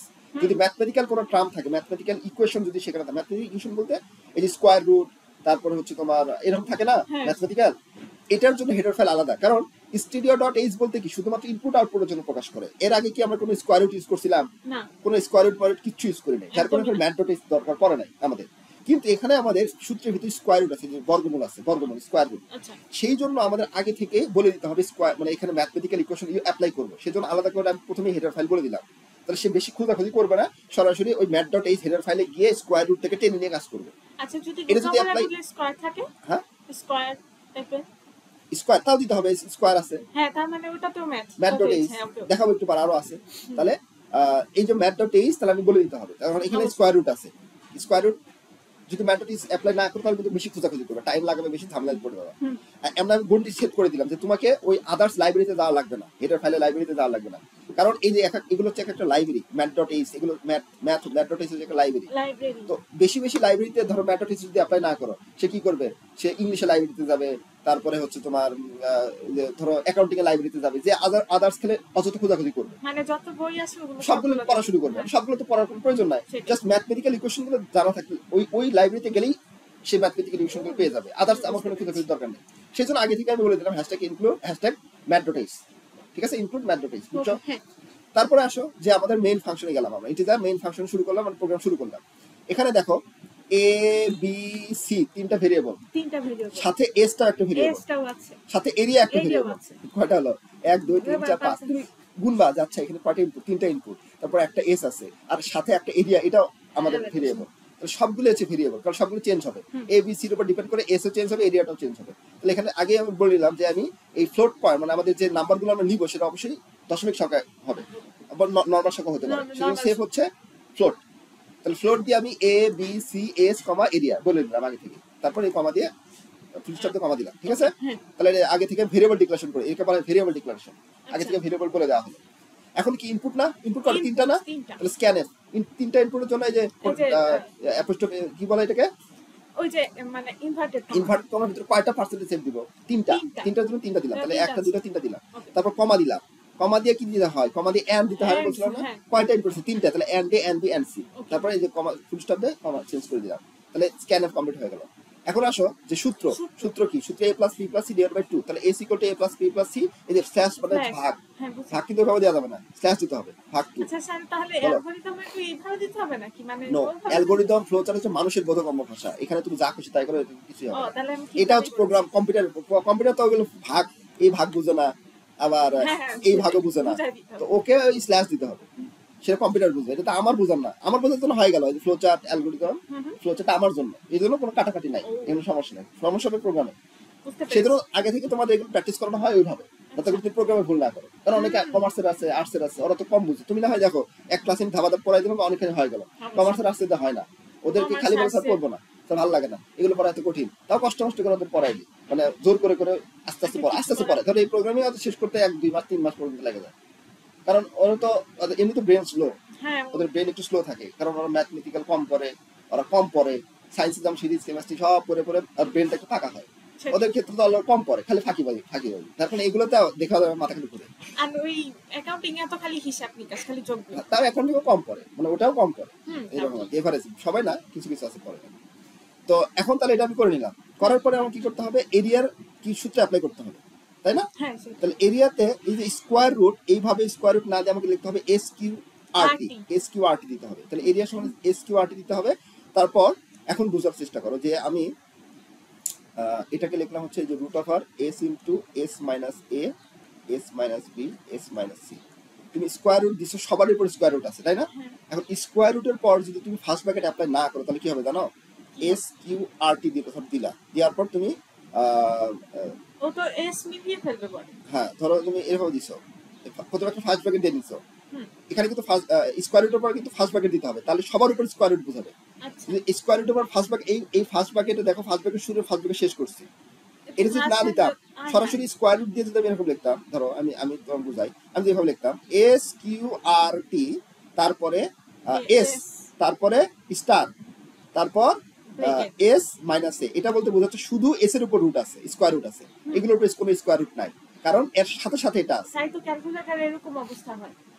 সেই জন্য কি করতে হবে, ব্র্যাকেট দিতে হবে। বুঝতে পেরেছি। তোমাকে বুঝতে হবে তুমি আগেকার ক্যালকুলেটরে কাজ করতেছো, যখন প্রোগ্রাম করবে তখন আর এই ক্যালকুলেটর না, আগেকার ক্যালকুলেটর ইউজ করছো না, তো ব্র্যাকেট ইউজ না করলে কিন্তু এই যে স্কোয়ার রুট পুরোর উপর হতো না, যাই করতে খালি ব্র্যাকেট ইউজ করতে, তাই না? অবশ্যই। এখানেও তাই, তাহলে শুরুতে স্কোয়ার রুট দিয়ে সবার উপরে যেহেতু আমার স্কোয়ার রুট, তাহলে শুরুতে একটা ব্র্যাকেট দিতে হবে, শেষে একটা ব্র্যাকেট দিতে হবে, এটা বোঝাচ্ছে যে সবার উপরেই স্কোয়ার রুট আছে। আচ্ছা তারপরে তুমি ভিতরে ঢুকো, S into S minus A S minus B S minus C apply করছো, বুঝছো? হ্যাঁ বুঝতে পেরেছি। এটা আগেকার ক্যালকুলেটর সিস্টেমে করলাম, তার ক্ষেত্রফল হিসাব করে ফেললাম। তারপর কি করলাম, এই এরিয়া ছাপাতে হবে, এরিয়া ছাপানোর জন্য কি করতে হয়, ওই যে প্রিন্টএফ, তারপর পার্সেন্টেজ ডাবল Percentage। অ্যাপোস্ট্রোফি চিহ্নের ভিতরে ডাবল পার্সেন্টেজ দিলা, তারপর কমা দিলা, এর তো দিতে হবে না, হ্যাঁ। কারণ প্রিন্টএফে এর দিতে হয় না, একদম তাহলে এখানে শুধু এরিয়া দিতে হবে, এটা মাথা দিকে এরিয়া দিতে হবে, হ্যাঁ এই তো পড়তে পারতে হয়, যে নিউট্রিশন এখন দিতে সেট হয়ে হয়, গেছে একদম। আস্তে আস্তে আবার যখন না প্রথমবার না দেখে করবা, কিছুক্ষণ না পরে দেখে? প্রথমবার দেখে করবা, ও আচ্ছা। প্রথম দেখে, কারণ পারবো না তো, হ্যাঁ, জানি। যেমন বুঝলা দুই একবার করো, তারপরে নেক্সট টাইমে না দেখে করো, দেখে, যখন সলিউশনে যাবা, ধরো বোর্ড কোশ্চেনে যাবা, তখন না দেখে করো, এখন তুমি স্লাইড দেখে করো, চেষ্টা করো না দেখে, HTML ও তাই শোনো করেছি। যখন শুরু করবা তখন না দেখে করার চেষ্টা করবা, যখন আটকে যাচ্ছ তখন দেখলা, আচ্ছা আবার না দেখে শুরু করলো, তখন আটকে যাচ্ছ, কি চিন্তা করার পর পারছো না, তখন দেখলা, এতে ব্রেনটা খাটবে, তখনই তুমি এক্সামে এই ঠেকাটা তুমি যদি এখন দেখে করো, ঠিকে যাচ্ছ দেখতেছো, এক্সামে কিন্তু এরকম ঠিকে যাবো, কিন্তু দেখার টাইম পাবো, তখন কিন্তু হ্যাঁ, ব্রেন সেটাই। কাজ করবে না। এই জন্য এখন ব্রেনটাকে এমন ভাবে ট্রেন করো যে ধরো তুমি না দেখে করার চেষ্টা করতেছো, পাচ্ছ না, একটু চিন্তা করো আগে, আচ্ছা কি হবে, যদি একান্তই না হয়, 1 মিনিট অতিক্রম করার পর না, তখন তুমি দেখো, এতে করে ব্রেনটা ট্রেন হবে, ব্রেনটা খাটবে, এক্সামে তোমার কে দেখাবে, সেটাই। খাতাও নাই, বইও নাই, আশেপাশে কেউ থাকবে কিনা তার কোনো গ্যারান্টি নাই, জানি না। এটা কিন্তু খুব প্রবলেম, সেই জন্য এটা খেয়াল রাখবা। আর চোখ কান খোলা রাখবা, যদি আশেপাশে এরকম কোনো ছেলে পড়ে, অথবা ধরো একটু মেয়েই পড়লো, একটু মেয়ে তো হেল্প করে না, ছেলেরাই বেশি করে। মেয়ে হলেও এখন করতে হবে, তোমার একটু নরম হইতে হবে, বা একটু বন্ধুত্ব করতে হবে, বলবা যে আমি তো সেকেন্ড দিচ্ছেন, মোটামুটি ভালোই পড়াশোনা করছি, তো আমি যেগুলো পারবো তুমি দেখাবো, তুমি যেগুলো পারবো আমাকে দেখাবো। প্রথমে তুমি বুঝবা না ভালো স্টুডেন্ট খারাপ স্টুডেন্ট, পরীক্ষা হওয়ার পর তুমি বুঝবা যে কোশ্চেনটা পাওয়ার পর লেখা শুরু করছে কিনা। আচ্ছা তো সেক্ষেত্রে একটু বন্ধুত্ব তোমাকে রাখতে হবে, চোখ কান খোলা রাখতে হবে, অবশ্যই একটু হেল্প তো লাগে। একটু হেল্প লাগে, এমসিকিউ আছে, আবার ইয়ে আছে, সামনে পেছনে ডানে বামে যদি পাও কাউকে, তুমি গিয়ে আন্তরিকতার সহিত একদিনে মাত্র 2-3 ঘন্টার জন্য আন্তরিকতার সহিত একটু লিখবা, আর চোখ কান খোলা রাখবা যে স্যারের গার্ড কেমন পড়ে, আবার বেশি কথা বলো না, খাতা কাটে নিবে, হ্যাঁ সেটাই। সেটা পরিস্থিতি বুঝতে হবে তোমাকে, পরিস্থিতি কি, স্বাভাবিক না অস্বাভাবিক, সবাই কি করছে, স্বাভাবিক না অস্বাভাবিক।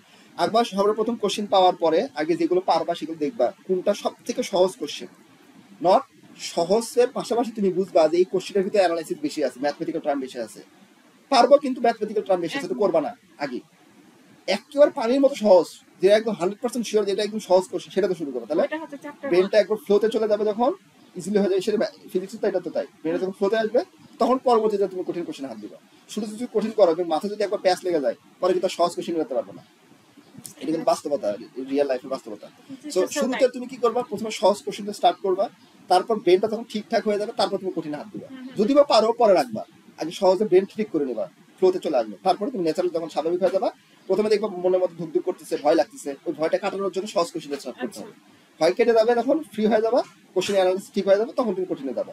তারপরে যখন তোমার পড়া শেষ হয়ে যাবে, তখন দেখতেছি আর পাচ্ছি না আমি, এখন তো আমার হেল্প দরকার, তখন আশেপাশের দিকে তাকায় বলছে আমি একটু দেখাচ্ছি, তুমি একটু দেখাও, আমি এটা দেখাই, তুমি এটা আমাকে একটু দেখাও, তুমি পারছো কিনা, বা তুমি এটা লিখছো কিনা, একটু আশেপাশে দেখে চোখ কান পারে কিনা, বা বেশি গাধা হলে তো বুঝবে পারতেছে না, চোখ কান খোলা রাখতে হবে যে আছে। আর এমসিকিউ গুলা সেট আলাদা হবে, কিন্তু তোমার ওই কোশ্চিন দেখে দেখে অ্যান্সার নিতে হবে। যে সেট আলাদা হয়, কিন্তু কোশ্চেনে খালি নাম্বারগুলো একই, কিন্তু কোশ্চেন নাম্বার চেঞ্জ হয় না, শুধু নাম্বারগুলো চেঞ্জ হয়, ধরো 1 থেকে 10 একজনের একরকম, পরবর্তী 10টা ওর সাথে মিলছে, একটা মিলে পরবর্তী 10টা মিলে।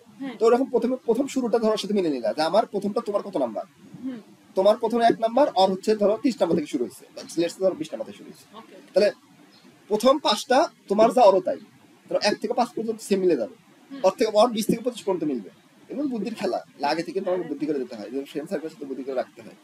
এগুলো আসলে চালাক হতে হবে একটু, কারণ বুদ্ধির দুনিয়া তো বুঝোই ঝামেলা আছে, সেক্ষেত্রে একটু করতে হবে তোমাকে এগুলো। তো যদি পারো তো হয়ে গেল, যদি না পারো বাঁচতে হবে, বাঁচার জন্য তোমাকে এখন কিছু করতে হবে, এটার মাথায় রাখতে হবে। তাহলে এটা গেল। আর পারলে তুমি কারো দেখবাই না, হ্যাঁ পারলে অ্যান্সার করবা, যদি মন চায় দেখা লাগাও, কি না চলে তুমি পরীক্ষাতে চলে আসবে, কারো আমার দেখার বিষয় নাই ওটা কে কি করলো। যদি না হয়, কঠিন হয়, কারণ কোশ্চেন তো বাই চান্স কঠিন হতেই পারে, বলা যায়। সেক্ষেত্রে তখন কিন্তু তোমাকে একটু স্ট্র্যাটেজি ফলো করতে হবে, কিছু করার নেই। আইসিটি তো সবাই বেশি আইসিটি পারবাই, আইসিটি মোটামুটি পারবাই, বা আইসিটি হয় যাবে। ফিজিক্সের কথা বলছি, ফিজিক্সের কথা বলছি। আজকে রুটিন দেখবো কতটুকু বাকি আছে, তোমাকে দেখতে হবে। আচ্ছা, তাহলে এটা আমাদের হয়ে গেল। ও কোথায়, এটা পুরোটা হয়ে গেছে না, প্রিন্টএফ এরিয়া, তখন রিটার্ন জিরো শেষ হয়ে গেল।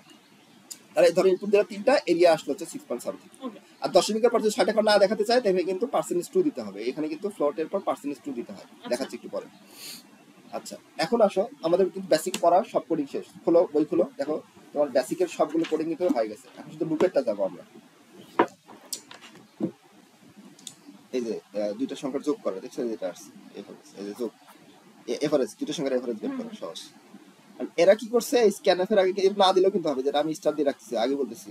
এরা কি করছে, এই যে আমরা বলছিলাম না আগে, যে ধরো এই জিনিসটা আমি স্ক্রিনে দেখাতে যাচ্ছি, যে ইন্টার দ্য ভ্যালু সেন্টিগ্রেড, তাহলে কি করতে হবে, এই ইনপুটের আগে একটা স্ক্যানএফ নিতে হবে। এই যে ইনপুটের আগে একটা কি নিতে হবে, স্ক্যানএফ, ইনপুটের আগে একটা স্ক্যানএফ নিতে হবে।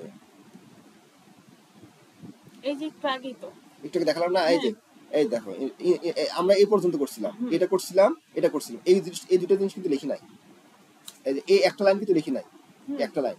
তাহলে এই স্ক্যানএফ এর আগে প্রিন্টএফ দিয়েছি, enter the value in centigrade দিলে ওই স্ক্রিনে দেখাবে ওটা। আর তারপরে লেখার পর প্রিন্টএফ দিলে, আমাদের প্রিন্টএফ এর ভিতরে আমরা কিন্তু এইটুকু লিখি নাই, এইটুকু লিখি নাই কিন্তু, না না এগুলো তো লিখি নাই, কিন্তু আমরা এখানে লিখলাম কেন, the value of Fahrenheit is, এইভাবে দেখাবে। The value of Fahrenheit is percentage F কেন দিলাম, এই যে ফ্লোটিং পয়েন্টের জন্য, কমাতে এফ। আর আমরা কিভাবে লিখছিলাম, আমরা লিখছিলাম এইভাবে, প্রিন্ট এফ, তারপর দিছিলাম, তারপর কি দিছিলাম, পার্সেন্টেজ এফ দিছিলাম, তারপর কমা দিছিলাম, তারপর এফ দিছিলাম, এফ এ দিছিলাম। কিন্তু এর আগে আমরা কি লিখছি, যে এই যে দ্য ভ্যালু, এই যে ডবল কোটেশনের ভিতরে যা থাকবে সেটা প্রদর্শন করে স্ক্রিনে। তাহলে এর ভিতরে আমি লিখলাম the value of Fahrenheit is, তারপর এই ডাবল কোটন দিছি, কোলন দিছি, তারপর অ্যান্সারটা আসবে।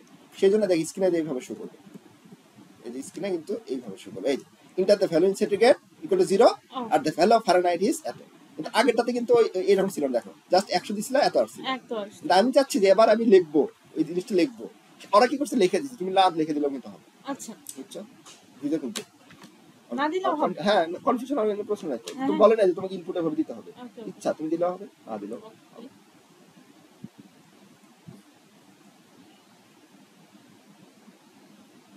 আচ্ছা, এই দেখো, ওহো আমি তো মিস করছি, এই যে কোডিংটা বুঝবো না, এটা কি করি, এ বি সি নিছি, 3টা ইনপুট দিছি, 3টা ভ্যালু যোগ করছি, তাহলে যোগের কোডিং। ওকে, 3টা ভ্যালু যোগের কোডিং, তাহলে এই যে 3টা ভ্যালু যোগের কোডিং, ফ্লো চার্ট আঁকতে বলছি, এখান থেকে ফ্লো চার্ট আঁকতে বলছি। ও এটা সহজ, আসলে কোডিংও দেওয়া থাকবে, এটা তোমাকে বুঝে ওটা অনুযায়ী লিখতে হবে, ফ্লো চার্টও করতে হবে নাকি? হ্যাঁ ফ্লো চার্ট করতে হবে, যেটা বলবো সেটা করবো। এই তো মোটামুটি হয়ে গেল। এখন চলো আমরা আরেকটা টপিক শেষ করে নিই, তাহলে মোটামুটি শেষ হয়ে যাবে। এই দেখো সেল সিস্টেম ঘর আরেকটা দিচ্ছি, আর এখানে পার্সেন্টেজ 2f কেন দিচ্ছি, দুইটা নিচ্ছি ইনপুট, দশমিক 2 ঘর আসবে, এটা না দিলে হবে না, আমার উল্লেখ করা নেই দশমিক 2 ঘর নিবা, তুমি জাস্ট দিবাই না 10% 2f দিবাই না। আর এগুলো দেওয়ার দরকার নেই, টেম্পারেচার ইজ কেলভিন, ইন্টারনেট, তুমি আমারটা ফলো করবা, হ্যাঁ ভাই ওটা দেখে দেখে কোডিং লিখবা, আচ্ছা তারপর মিলাবা। আর যদি বলো যে না সাইডে দিব, দাও, অসুবিধা নেই। যদি বেশি এক্সপার্ট হয় দাও, মনে রাখতে বলে দাও। তাহলে ইনপুটের আগে দেখো the enter the temperature in Celsius, পরীক্ষার সময় হলো পড়ার সময় নেই, সময় নেই, তুমি মনে থাকে না, যেমন সামনে পরীক্ষা, আমি কত প্র্যাকটিস করো, তুমি ওটা প্র্যাকটিস করো। এই যে বৃত্তের ক্ষেত্রফল করালাম না, এই যে বৃত্তের ক্ষেত্রফল, এটা তো ইয়ার ক্ষেত্রফল, বেশিরভাগই গল্পের ফ্লো চার্ট। হ্যাঁ দেখছো, এটা কি বৃত্তের ক্ষেত্রফল ছিল, আর এটা হচ্ছে ফ্লো চার্ট, এটা হচ্ছে ইয়ার ছিল আর কি, এই যে ত্রিভুজের ক্ষেত্রফল ছিল, ত্রিভুজের ক্ষেত্রে বৃত্তের ক্ষেত্রফল আসছে, এই আর কি। তারপরে আর কি কি দিচ্ছে,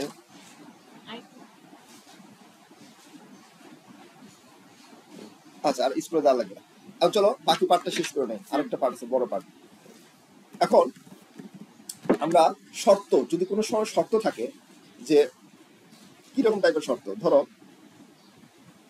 ভাগ করলে 0 হবে কিনা, ধরো একটা সংখ্যা নিলাম 5, একে 2 দ্বারা ভাগ করলে 0 হবে কিনা, 0 হবে কিনা, এরকম একটা শর্ত না, 0 হলে এটা করো, না হলে এটা করো।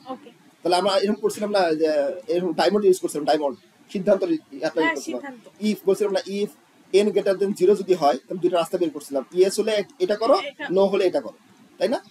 ইয়েস হবে এটা, আর নো হচ্ছে ওইটা, কোনটা এটা ইয়েস ওটা নো। হ্যাঁ যদি সেরকম আছে, যদি ইয়েস হয় এটা করো, নো হলে এটা করো, এরকম সিদ্ধান্ত দুটো রাস্তা বের হয়েছিল না, তাহলে একটা কন্ডিশন অ্যাপ্লাই করে দিয়েছিলাম, তাহলে ওই কন্ডিশন অনুযায়ী দুটো রাস্তা বের হয়েছিল, ইয়েস হতে পারে, নো হতে পারে। এইরকম যখন থাকবে টাইমন, যখন চিন্তা আমাদের আসবে, তখন আমরা অ্যাপ্লাই করবো ইফ। ইফ মানে কি, কেবল একটা শর্ত যাচাই করবে, ধরো একটা শর্ত তুমি দিয়েছো, যদি এটা ভাগ করলে ইয়েস হবে বা নো হবে, আর যদি দুটো শর্ত থাকে, দুটো শর্ত থাকলে ইফ এলস অ্যাপ্লাই করবে, ইফ এলস ওকে, দুটো সম্ভাবনা। আর তিনটা থাকলে ইফ এলস ইফ, তিনটা বেশিরভাগ লাগে না, তিনটা বেশিরভাগ লাগে না, ইফ এলস ইফ আবার তিনটা শর্ত, ধরো তিনটা ডায়মন্ড আছে, তিনটা ডায়মন্ড একটা কোডিং এর ভিতরে তিনটা ডায়মন্ড আছে, কিন্তু তোমাদের তিনটা ডায়মন্ড সিলেবাসে লাগে না খুব একটা, বাই চান্স কোডিং আসলে সেগুলো একটা বেশি শিখা আছে, দুইটা ধরো একটা ডায়মন্ড আছে, তাহলে ইফ অ্যাপ্লাই করছে, দুটো ডায়মন্ড আছে, ইফ এলস অ্যাপ্লাই করছে, ঠিক আছে? আবার এটাকে শেষ করার জন্য এলস দিতে হয়, সব শেষে এলস। চলো এগুলো দেখার থেকে একটু প্র্যাকটিক্যাল দেখি, তাহলে তোমার জোর বা বিজোড় নির্ণয় করার জন্য আমরা প্রোগ্রামিং শিখবো। তাহলে জোর করার জন্য প্রোগ্রাম শুরু করতে হয়, ইনপুট নিতে হয়, সেটাকে দুই দ্বারা ভাগ করতে হয়, দুই দ্বারা ভাগ করে যদি জোর হয় তাহলে ইভেন মানে ভাগফল যদি 0 হয় তাহলে ইভেন মানে জোর, আর যদি না হয় অড মানে বিজোড়, আর তারপর কানেক্ট করে প্রোগ্রাম শেষ করতে হয়। চলো এটাকে আমরা প্রোগ্রামিং অ্যাপ্লাই করি। তাহলে এখানে আমাদের অবশ্যই ইনপুট আউটপুট আছে, তাহলে অবশ্যই হ্যাশট্যাগ ইনপুট stdr.h অ্যাপ্লাই করতে হবে, তারপর এটা তার মেইন ফাংশন দিয়ে শুরু করতে হবে, তারপর সেকেন্ড ব্র্যাকেট শুরু করতে হবে, সেকেন্ড ব্র্যাকেট শেষ করতে হবে। তারপর আমাদের কি করতে হবে, এখানে কয়টা ইন্টিজার নাম্বার আছে বা কয়টা ভেরিয়েবল আছে, একটা ভেরিয়েবল আছে, কেন বুঝলা, একটা n ইনপুট n, এটাকে জাস্ট ভাগ করতে হবে, ভাগফল তো 0 বা 9 তো কন্ডিশন, তাহলে এখানে আমাদের ভেরিয়েবল কয়টা, একটা ভেরিয়েবল, তাহলে আমাদের ইন্টিজার n বলে দিলে হয়ে যাচ্ছে। আমি চাচ্ছি এখানে ইন্টিজার নাম্বার নিব, জোড় বা বিজোড় টেস্ট করবো, তো ইন্টিজার 1 2 3 4 5, ফ্লোটিং নাম্বার না, 1.2 জোড় না বিজোড়, এগুলো তো আসলে কেউ দেখা নেই, তাই না? 1.2 জোড় বিজোড় তো করি না আমরা, 1 2 3 4 এগুলো জোড় বিজোড় করি, তাহলে আমরা পূর্ণ সংখ্যা নিয়ে কাজ করতে যাচ্ছি, মানে ইন্টিজার নাম্বার নেই, তাহলে ইন্টিজার n নিলাম, তাহলে ইন্টিজার n নিলাম, এবং কয়টা ইনপুট আছে, একটা না, তাহলে একটার জন্য কি ইউজ করব, স্ক্যানএফ, হ্যাঁ স্ক্যানএফ পার্সেন্টেজ মোস্ট আগে দিছে পড়তে, তো scanf percentage D comma and N apply করব, ঠিক আছে? এখন দেখো এই পর্যন্ত ইনপুট শেষ, এখন ডায়মন্ড চলে আসছে, হ্যাঁ এটা তো শেষ, এখন ডায়মন্ড চলে আসছে না, ডায়মন্ডের জন্য ইফ অ্যাপ্লাই করতে বলছিলাম, ইফ একটা ডায়মন্ড আছে, একটা ইফ, আচ্ছা তাহলে ডায়মন্ড সিদ্ধান্তের ভিতরে কি আছে, ইফ n ভাগ 2 ইকুয়াল টু 0, এরকম না? এখন এটা ভাবে লিখতে হবে, ইফ n ভাগ 2, এই ভাগটা এইভাবে দিবা, এই ভাগটা বলতে বলছে নিঃশেষী বিভাজ্য বোঝাচ্ছে, এই সেজন্য ভাগ দিবা, এইভাবে দিবা, n এই ভাগ দিবা, মানে নিঃশেষী বিভাজ্য বোঝা হয়, নিঃশেষ অবশ্য এইভাবে অনেকটা তো পার্সেন্টেজের মতই, হ্যাঁ পার্সেন্টেজ দিবা, হ্যাঁ ওইটাই দিতে হবে, ভাগ বোঝাচ্ছে, তাহলে n পার্সেন্টেজ 2, দেখো তোমাদের বই কোনটা দেওয়া আছে দেখি, তোমাদের বইটা দেখি এখানে কি দেওয়া আছে, তাহলে আমরা কি, তুমি দেখো দেখে আমরা কি অ্যাপ্লাই করলাম, n পার্সেন্টেজ 2, তারপর ডাবল ইকুয়াল কেন দিলাম, এখানে ডাবল ইকুয়াল কেন, ইয়েস হতে পারে নো হতে পারে, সুতরাং ডাবল ইকুয়াল দিই, ইয়েস আর নো হতে পারে, ডাবল ইকুয়াল দিই। প্রোগ্রামিং এ ইকুয়াল মানে সমান হবে কিনা, প্রোগ্রামিং এ সমান হবে কিনা, এইজন্য এটা প্রকাশ করতে গেলে ডাবল সমান দিতে হয়, প্রোগ্রামিং এ সমান হবে কিনা, সমান হবে কিনা, সেজন্য ডাবল ইকুয়াল, হতে পারে নাও পারে, তাই না? সেজন্য সমান দিলাম, ডাবল সমান দিলাম, কত কত বলেছিল এটা তুমি?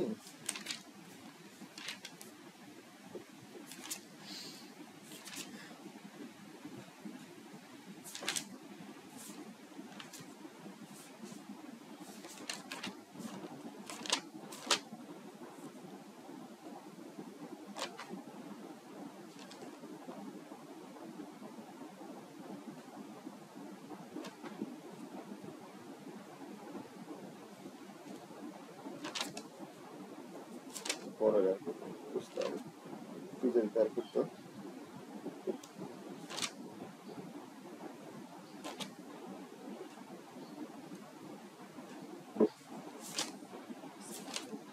এই পারিস। এই দেখো, এই যে নিঃশ্বাসী বিভাজ্য, এই যে দেখো, এই হাত বুঝছো? এটা হচ্ছে কিন্তু পার্সেন্টেজ দিবা, পার্সেন্টেজ রাখো বেশি করে রাখো।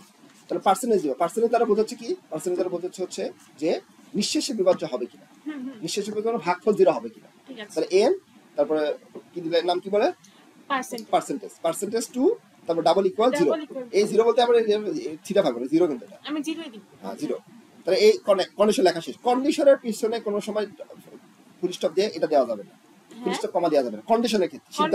যখন কন্ডিশন থাকবে তখন কিন্তু এই চিহ্ন দেওয়া যাবে না, বাকি সকল জায়গায় দিতে হবে, বাকি সকল জায়গায় দিতে হবে, বাকি সকল জায়গায় দিতে হবে। কন্ডিশনে কোনো প্রকার এই চিহ্ন দেওয়া যাবে না, মনে রাখতে হবে কিন্তু। এই যে আপনি রেকর্ডিং করেছেন আমার। হ্যাঁ গুড, তাহলে আবার দেখবা বাসায় যখন ভুলে যাবা দেখবা, তারপর এক্সাম আগে একবার রিভিশন দিয়ে নিবা। এক্সামের আগে বা 10 দিন পর 15 দিন পর ভুলে গেছো, একবার আধা ঘন্টা 1 ঘন্টা লেকচার জাস্ট রিভিশন দিয়ে নিবা। ওকে। তাহলে এখানে n/2 double equal 0, double equal 0 দিলাম। এটাকে সিদ্ধান্ত আমি বলে দিলাম যে এটা কন্ডিশন, এই কন্ডিশন সত্য হতে পারে মিথ্যা হতে পারে। আচ্ছা, তাহলে একটাই কন্ডিশন, ডায়মন্ড কার্ড আছে একটা। আচ্ছা, যদি হ্যাঁ হয় তাহলে কোন নাম্বারটা প্রদর্শন করতে হবে? ইভেন। তাহলে এটা হলো, যদি হ্যাঁ হয় তাহলে কি করলাম, প্রিন্ট এফ, এই যে ডাবল এই ইনভার্টেড কমার ভিতরে ইভেন নাম্বার প্রিন্ট করবে। তাহলে এই ইনভার্টেড কমার ভিতরে যা লিখবে সেটা প্রিন্ট করবে, বলছি না? আর এখানে কিন্তু ফ্লোট নাই, ইও নাই, জাস্ট বলতে স্ক্রিনে শো করাবে ইভেন বা অড। স্ক্রিনে তো বলতে হবে না যে ধর আমি একটা সংখ্যা দিলাম 2 একটি জোড় সংখ্যা, এভাবে বলতে তো আমার দরকার নাই। খালি 2 দিব, সে বলে দেবে ইভেন নাম্বার। 3 দিলাম অড নাম্বার। সেই জন্য আমরা এখানে জাস্ট প্রিন্টএফের ভিতরে কোনো পার্সেন্টেজ এফ টেফ কিছু দিতে হবে না, কমা টমা কিছু দিতে হবে না, জাস্ট ইনভার্টেড কমার ভিতরে ইভেন নাম্বার বলে দিলে সে সরাসরি ইভেন নাম্বার প্রিন্ট করে দিবে। তারপরে এই চিহ্ন দিয়ে শেষ করে দিলাম। এখন যদি না হয় তাহলে এলস অ্যাপ্লাই করব। মানে এলস এর ক্ষেত্রে কি, মানে না ইয়েস হলে কিছু বলতে হবে না, ইফ এর পরে কন্ডিশন দিয়ে সরাসরি বলে দিলে ইয়েস হলে এটা প্রিন্ট করবে। যদি না হয় তখন তুমি বলছো এলস। আচ্ছা, এলস দিয়ে প্রিন্টএফ অড নাম্বার, তারপরে আগের মতই সেভ। তাহলে যা ভিতরে যা দিছে তাই প্রিন্ট করছে। আর যদি নাম্বার থাকতো এখানে ইন্টিজার নাম্বার প্রিন্ট করা লাগতো, তাহলে কিন্তু পার্সেন্টেজ এফ দেওয়া লাগতো বা পার্সেন্টেজ ডি দেওয়া লাগতো, তাই না? ইন্টিজার হলে পার্সেন্টেজ ডি আর ফ্লোট হলে পার্সেন্টেজ এফ দিয়ে কমা দিয়ে এন দেওয়া যেত না। যে নাম্বারটা প্রিন্ট করতাম সেই নাম্বারটা তখন আমি বলে দিতাম যে এখানে এক্স প্রিন্ট করো বা ওয়াই প্রিন্ট করো। তারপর কি রিটার্ন যেটা শেষ করতে হবে, বুঝছো? তাহলে এটা আমাদের হয়ে গেল। চলো আরেকটা দেখি। তাহলে ধরো 7 দিছো, এই যে 8 নাম্বার প্রিন্ট, যে এগুলো কি এই যে ফাঁক করে করা, মানে এগুলো কি ফাঁক করে করতে হবে? এই যে এত ফাঁক তোমার দেওয়ার দরকার, তুমি তোমার ন্যাচারাল যে লেখা তুমি ন্যাচারাল লেখা। হ্যাঁ, জাস্ট এখানে কমা, এই যে এটার পর এটা দিয়ে তুমি এখান থেকে লেখা শুরু করে দিবে, দিয়ে এটা দিয়ে শেষ করে দিবে। কোনো এত নাম্বার ফাঁকা দিতে হবে এমন কিছু করতে হবে, কিন্তু স্টেপ গুলো ঠিক রাখতে হবে, যে ইফ এর পর এই স্টেপ, এই স্টেপ পর এই স্টেপ, এইভাবে। আচ্ছা, এই বাকি তুমি একসাথে করা অসুবিধা নাই, মানে সিরিয়াল ওয়াইজ একসাথে করা অসুবিধা নাই, চাপাচাপি করা অসুবিধা নাই, কোনো সমস্যা নেই। গেল। তবে দেখা যায় 12 দিছো, এই যে ইভেন নাম্বার দিছো, জোন নাম্বার। তাহলে ইভেন নাম্বার যদি শুধু নাম্বার কাটা দাও, যদি ইভেন লেখো তাহলে ইভেন প্রদর্শন করো, তাও কিন্তু হবে। নাম্বার না লেখো কিন্তু আমার হচ্ছে, নাম্বার তো প্রিন্টএফ। হ্যাঁ সেটাই। তোমাকে বলতে হবে 12 দিছো আমি ইভেন মানে জোর, আচ্ছা 13 দিছো মানে হচ্ছে অড। তাহলে নাম্বার এই যে তার নাম্বার যদি কাটা দেয় তাহলে কিন্তু এখানে নাম্বারগুলো কাটা দিতে হবে, আচ্ছা তাও কিন্তু হয়ে গেল। প্রোগ্রামের সাথে এখানে কোনো সমস্যা নাই। ওকে ওকে, প্রোগ্রাম জাস্ট বলে দিবে এটা জোর না দিতে। এই ও আচ্ছা, তিনটা সংখ্যার মধ্যে বড় সংখ্যা নির্ণয়ের জন্য এই যে এখন আমাদের লুপ চলে আসলো, এটা বুঝলে তুমি যাবতীয় যে যতগুলো দেখলা মিনিমাম 10-15টা হয়, 10-15টা হয়ে যাবে। তাহলে আমাদের শুরুতে কিছু তিনটা সংখ্যা ইনপুট দিতে হয়, এই তারপরে একটা ডায়মন্ড অ্যাপ্লাই করতে হয়। এটা যদি সত্য হয় তাহলে ছাপাই দিতে হবে বড়, আর যদি মিথ্যা হয় তাহলে আরেকটা ডায়মন্ড নিতে হয়, যে দুটো ডায়মন্ড আসছে দেখছি আমার, কিন্তু ওই কন্ডিশন অ্যাপ্লাই করতে হবে এলসেফ। হ্যাঁ, তাহলে A B greater than B greater than C হলে, তাহলে বড় যদি হয় তাহলে বি বড়, ছোট হলে বি সি বড়, তারপর না হলে কানেক্ট করে শেষ করে দিতে। মনে পড়ছে? চলো এখন যাই। এটাকে আমরা জাস্ট এখানে সাজাবো। সাজানোর জন্য এক কাজ করি, তোমাদের কাজটা সহজ করার জন্য আমি এটাকে ছোট্ট করে স্ক্রিনশট নিয়ে ওই পাশে নিয়ে দিই।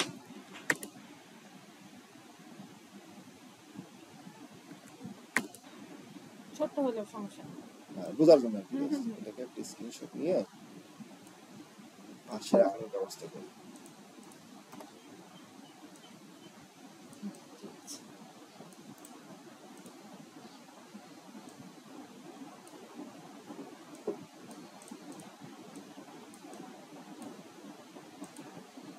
ঠিক আছে।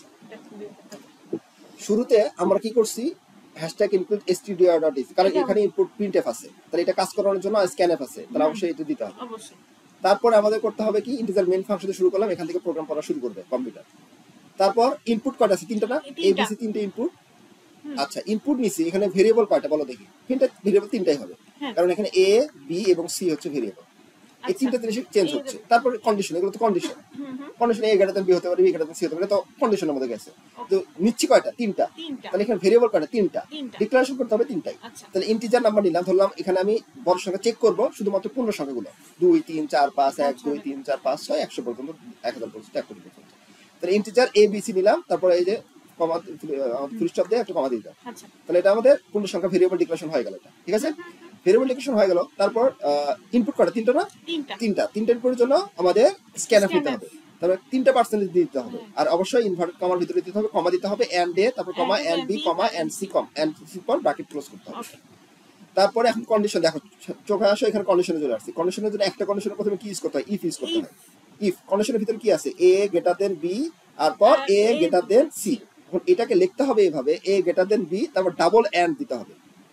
ডাবল এন্ড, একটা এন্ড দিলে হবে, এটা কোডিং এর নিয়ম। যখনই এন্ড দিতে হবে মাঝখানে, যে এটা এবং এটা, এটা এবং এটা, তখন ডাবল এন্ড। এই জন্য দেখুন অনেক সময় প্রোগ্রামের শুরু ক্লাস আলোচনা করছিলাম, সমান দিতে হলে ডাবল সমান দিতে হয়, নট ইকুয়াল দিলে একরকম ভাবে লিখতে হয়, আমরা বলবো একভাবে, কিন্তু কোডিং এর সময় এভাবে লিখতে হয়। তারপর এন্ড, ডাবল এন্ড লিখতে হলে এভাবে লিখতে হয়, এটা এবং এটা হবে কিনা সেজন্য ডাবল এন্ড দিতে হবে। এগুলো নিয়ম শুরুর ক্লাসে ছিল, না দেখলে হবে, তুমি জাস্ট এখন দেখো। আচ্ছা, তাহলে যখন আমার এই দুইটা সংখ্যা থাকবে এবং এটা এবং এটা, এবং প্রকাশ করার জন্য ডাবল এন্ড, আবার সমান প্রকাশ করার জন্য ডাবল সমান, আচ্ছা এভাবে মনে রাখবে। তাহলে ডাবল এন্ড দিলা, দেওয়ার পর এটা যদি একটা সিদ্ধান্ত, মানে কন্ডিশন না, এখানে কিন্তু এই চিহ্ন হবে না, ঠিক আছে? কন্ডিশনের ক্ষেত্রে হবে, এই চিহ্ন হবে, ঠিক আছে? তাহলে ইফ হলো, এখন ইফ এটা যদি সত্য হয়, সত্য হলে কি ছাপাতে হবে? ছাপাও এ বড় না? তাহলে আমি কি দেখো, প্রিন্ট এফ ছাপানোর জন্য অ্যাপ্লাই করলাম, কাকে ছাপাবো? এটাকে ছাপাবো না? তাহলে একটা এ কে ছাপাচ্ছি, তাহলে পার্সেন্টেজ ডি দিলাম, কমা দিয়ে এ কে ছাপাই দিলাম। এখানে আমি লিখতে পারি পার্সেন্টেজ ডি, পরে আমি লিখতে পারি যে না লিখলে হবে, দরকার নাই, তুমি এ কে ছাপাই দিলাম, তারপর তোমার শেষ করলাম। প্র্যাকটিস করতে হবে প্রচুর পরিমাণে, বুঝছো? এখন শুধু প্র্যাকটিস। আগে বলছি, বোঝা এবং পরীক্ষায় লেখা কিন্তু অনেক পার্থক্য। তুমি তার প্রোগ্রামার হবে না, বসে বসে টাইপ করে প্র্যাকটিস করবে, সময় আছে তোমার হাতে 1 বছর, তা তো না, টাইমই নাই তোমার। এখন এটা যদি সত্য না হয়, এটা যদি সত্য না হয়, আরেকটা সিদ্ধান্ত না, দেখো আরেকটা সিদ্ধান্ত, এই দেখো আরেকটা সিদ্ধান্ত জন্য এলসে, বুঝছো? বুঝলে আবার কেন এলসে বললাম? তাহলে একটা সিদ্ধান্ত হয়ে গেল, সত্য হলে ছাপাই দিলাম, মিথ্যা হলে আরেকটা সিদ্ধান্ত, সেজন্য এলসে। এখানে কি B greater than A, B greater than C, তাহলে যে B greater than A, double and B greater than C. হ্যাঁ, আর সিদ্ধান্তের ক্ষেত্রে অবশ্যই কিন্তু এই চিহ্ন দেওয়া যাবে না, সিদ্ধান্তের ক্ষেত্রে এই চিহ্ন দেওয়া যাবে। বুঝছো? এখন এইটার দুটো রাস্তা আছে, সত্য হলে এটা, মিথ্যা হলে একটা। সত্য হলে তো কিছু লিখতে হবে না, সত্য হলে জাস্ট বি কে ছাপাই দিতে হবে, এই যে বি কে ছাপাই দিছি, তাহলে পার্সেন্টেজ ডি কমা বি ছাপাই দিছি। আর মিথ্যা হলে ছাপাতে হবে সি কে না, মিথ্যা হলে এস দিয়ে বলতে হবে, বুঝছে? তাহলে S print F percentage D comma C, বুঝছে? তারপর রিটার্ন জিরোতে শেষ করতে হবে। কথা ক্লিয়ার? তাহলে ধরো ইনপুট ধরো 3টা দিছো, এর মধ্যে বড় সংখ্যা 34 সে প্রিন্ট করে দিছে, এটা কিন্তু এক্সামে দিতে হবে না, বোঝার জন্য। আচ্ছা, হ্যাঁ মানে আচ্ছা। এখন এইটা ধরো 1 থেকে 100 পর্যন্ত যোগ করতে হবে আমার, এটা আমার ছিল কি? স্যার এটা আমি আসলে বুঝি না, এটা কি এটা বুঝছো? এই ফ্লোচারটাই বুঝি না, বাকি সব ঠিক আছে। আচ্ছা দেখো ফ্লোচার দেখো, তাহলে এখানে ইনিশিয়াল ভ্যালু কত? ইয়াল্লাহ, এটা দিয়ে তো সব আসবে। হ্যাঁ মানে এইটা ওই যে কানেক্টরটা, মানে এই পাশে লাগবে, এটা কি দেখি ট্রাই করি, তোমার বুঝে নাও। তাহলে প্রথমে দেখো, আমাদের প্রথমে শুরু করতে হয় ডাম্বেল দিয়ে, শেষ করতে হয় ডাম্বেল দিয়ে। ইনিশিয়াল ভ্যালু কত এখানে? 1 না? 1, সেজন্য i = 1 ধরে নিছি। আর সবসময় মনে রাখবা, ইনিশিয়াল ভ্যালুটা চিন্তা করতে হবে হচ্ছে তোমার যেটা পরিবর্তন হচ্ছে, এখানে পরিবর্তন হচ্ছে কত? দেখো 1 থেকে 2, 2 থেকে 3, 3 থেকে 4, তাহলে এই 1 থেকে পরিবর্তন হচ্ছে না, মানে 1 2 3 এই ভ্যালুগুলো পরিবর্তন হচ্ছে, তাহলে ইনিশিয়াল ভ্যালু যেগুলো পরিবর্তন হচ্ছে সেটার প্রথমটা ইনিশিয়াল ভ্যালু ধরে নিবা। ওকে, তাহলে ইনিশিয়াল ভ্যালু কত? i। তারপর সাম কত? প্রথমকার সাম 0, ইনিশিয়াল সামটা 0 ধরে নিছি আমরা, ইনিশিয়াল সাম 0 ধরে নিছি। তারপরে সূত্র অ্যাপ্লাই করছি আমরা। সূত্র কি? s equal to s plus i s equal to s plus i, s equal to s plus i, R i equal to i plus 1। কেমন বুঝলে? i ভ্যালুটা 1 করে বাড়াচ্ছে। তাহলে এই ভ্যালু দিয়ে যোগফলটা মিলাই দেখব যে যোগফলটা মিলে কিনা। তাহলে প্রথমে s equal to আমাদের ইনিশিয়াল ভ্যালু কত ছিল প্রথমটার ক্ষেত্রে দেখাই। তাহলে প্রথম i equal to কত 1 আর s এর ভ্যালু 0, তাই না? তো প্রথম সামটা কত আসে? তাহলে প্রথম সামটা ফার্স্ট সামটা কত? সে s equal to s এর ভ্যালু ছিল 0, i এর ভ্যালু ছিল 1, তাহলে প্রথম সামটা আসে 1, এই মিলছে, এক মিলছে। ঠিক আছে? তারপর আবার দুইটার যোগফল কত আসবে? দুইটার যোগফল 3 আসা লাগবে না? মিলাই দেখি তো সেকেন্ড যোগফলটা কত আসে, সেকেন্ড যোগফল। তাহলে 1 সামটা এই যে 1 হয়ে গেছে আমাদের 1, তাহলে s এর ভ্যালুটা 1 বসাই দিলাম, আর i এর ভ্যালুটা 1 করে বাড়ছে না? 1 করে বেড়েছে। তাহলে 1 ছিল আগে, এখন আসবে 2, তাহলে হয়ে যাবে 3, তাহলে 2 আর 1 3। দেখছো? তারপর প্রথম তিনটা যোগফল কত আসে? 3 দিয়ে 5 এর 6 না? তাহলে প্রথম তিনটা থার্ড যোগফল, থার্ড s টা কত আসে? তাহলে প্রথম সাম লাস্ট কত ছিল? সাম লাস্ট কত ছিল? 3, তাহলে 3 যোগ আর লাস্ট i এর ভ্যালু কত ছিল? 2, এক বাড়াই দিতে হবে, তখন 3, তাহলে 3 আর 3 কত হয়? 6। দেখছো? 3 4 5 6 মিলছে। তার মানে আমাদের এই সূত্র লেখা ঠিকঠাক আছে। ঠিক আছে? তাহলে এই সূত্রটা আমরা কতক্ষণ পর্যন্ত অ্যাপ্লাই করব? যতক্ষণ পর্যন্ত i এর ভ্যালুটা লেস দ্যান অর ইকুয়াল 100 না হয়। অর্থাৎ i এর ভ্যালুটা যদি 100 সমান হয় তাও যোগ করবে, 100 থেকে ছোট হলেও যোগ করবে। তাহলে এটা মানে কি i less than equal to 100। তাহলে এই কন্ডিশন যদি সত্য হয় সে যোগ করতে থাকবে না। 100 সমান হলেও যোগ করতে হবে, 100 থেকে ছোট হলে তো যোগ করতেই হবে। তাহলে এই কন্ডিশন যদি সত্য হয় তাহলে এই লুপ অনুযায়ী সে এই যোগগুলো করতেই থাকবে। একটা করে স্টেপ সে করতেই থাকবে, মানে এক ভ্যালু করে বাড়াবে, যোগ করতে থাকবে, আবার বাড়াবে, যোগ করতে থাকবে। এভাবে সে 100 পর্যন্ত কন্ডিশনটা অ্যাপ্লাই করতে থাকবে। 100 পর্যন্ত যাওয়ার পরে তার যোগ করতে হবে না।